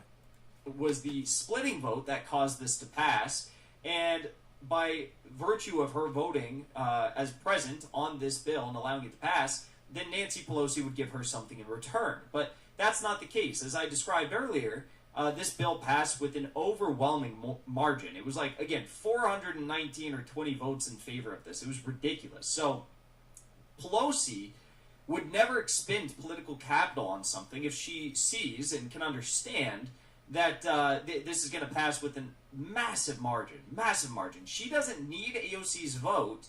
She doesn't need AOC's vote on this. So why would Pelosi expend political capital and try to get AOC to vote for this, right? There's absolutely no reason behind that. Now, there's people saying, well, why was Pelosi yelling at AOC? So, well, it could be something. He's making an excellent point. All he's saying is AOC is trying to make it look like, she did what she did because she's trying to do other shit behind the scenes or whatever. And Emma Vigeland is sitting there amplifying that sentiment by saying, yeah, there must be some backroom deals that AOC's got playing. They're getting ready to do something. They're gonna upset the whole apple cart of the goddamn Senate. AOC's got big plans involving our progressive needs. Bullshit. That's what Jackson's saying. Pelosi's just trying to exert power on all of these progressives whenever she can and get in their heads whenever they can. And if she can do that by saying, AOC, what are you doing? You're a Democrat. You're going to piss off our donors. You're going to piss off the people. We're going to be bankrolling your Senate campaign. Or you're going to be pissing off the people that are going to try to endorse you in your Senate campaign or a future campaign. Or, you're going to get redistricted and you're going to have a, predominantly... this spider just had babies. Jewish population. It's got or like fucking 100 babies. Ancestry Fuck. That will be offended by this vote if you vote no. You should rethink this. And I would imagine that's probably what happened. But that is not AOC striking a deal with Pelosi, where AOC has power and the progressives have power, and they say, Pelosi, we'll do what you want to do, but you have to give us something in return. And that's what Emma Vigeland is phrasing this as here. So these are two very, very, very different things, right? A deal versus being worried about your own political career. You have to extract the web, sacrificing the and take it outside, safety and security of millions of people, some of the most oppressed, oppressed, defenseless people on the fucking planet, in Palestine, in Syria, in Lebanon, and Iran, who are suffering at the hands of Israeli oppression, right? And choosing to prioritize your career above those people. So that's what AOC did. So I just can't believe that she put this out, saying that we'll never know the full extent of deal making. This is such a bad take. It's the take that Faz Shakur said on Crystal Kyle and Friends when he was interviewed there, and he was talking about Joe Biden, and Crystal Ball was like, Faz, like, Joe Biden really isn't that good. And Faz Shakur was like, no. Joe Biden is of a generation of political minds that we're losing in this country. Joe Biden is someone that can be pushed to the left. Joe Biden is someone who stands up and actually stays... You guys, you should check out more Jackson Hinkle. He makes so much sense, and he's making sense right there. I'm going to go ahead and get out of here. I love you guys. Make sure you check out Bad Brad RSR on YouTube and on Twitter. He's amazing. He's got a lot of truth to share with you guys, a lot of reality. So go check him out. All right, from a guy who spent 20 years in the military, I think he has a lot to offer everybody. So go ahead and share his videos out there, and if he changes the title on that Mike Tyson video, I have a feeling his channel is going to blow the fuck up. So go be a part of that, all right? Be in on the ground floor of that.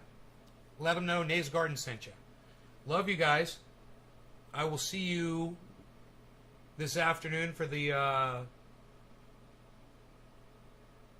4:20 show. Maybe around 3 o'clock or so. I don't know my time. I don't know. But I'll see you guys later. I do know that. Well, I don't know that either, actually. I don't know. But I'm guessing. It's a good guess. I think it's a good guess. I love you guys. Fuck Joe Biden, says Doc. Take care, everybody. Bye now. Bye-bye. Bye-bye. Yeah, go check them out. Bye, guys. Remember, you don't have to agree with everything somebody says to support them. Remember that. Okay? Remember that. Math is the universal language, but soon it'll be Chinese. Norm McDonald. Remember what I just said. All right? You don't have to agree with somebody to support them with everything they say. I mean, you should agree with a lot of what they say.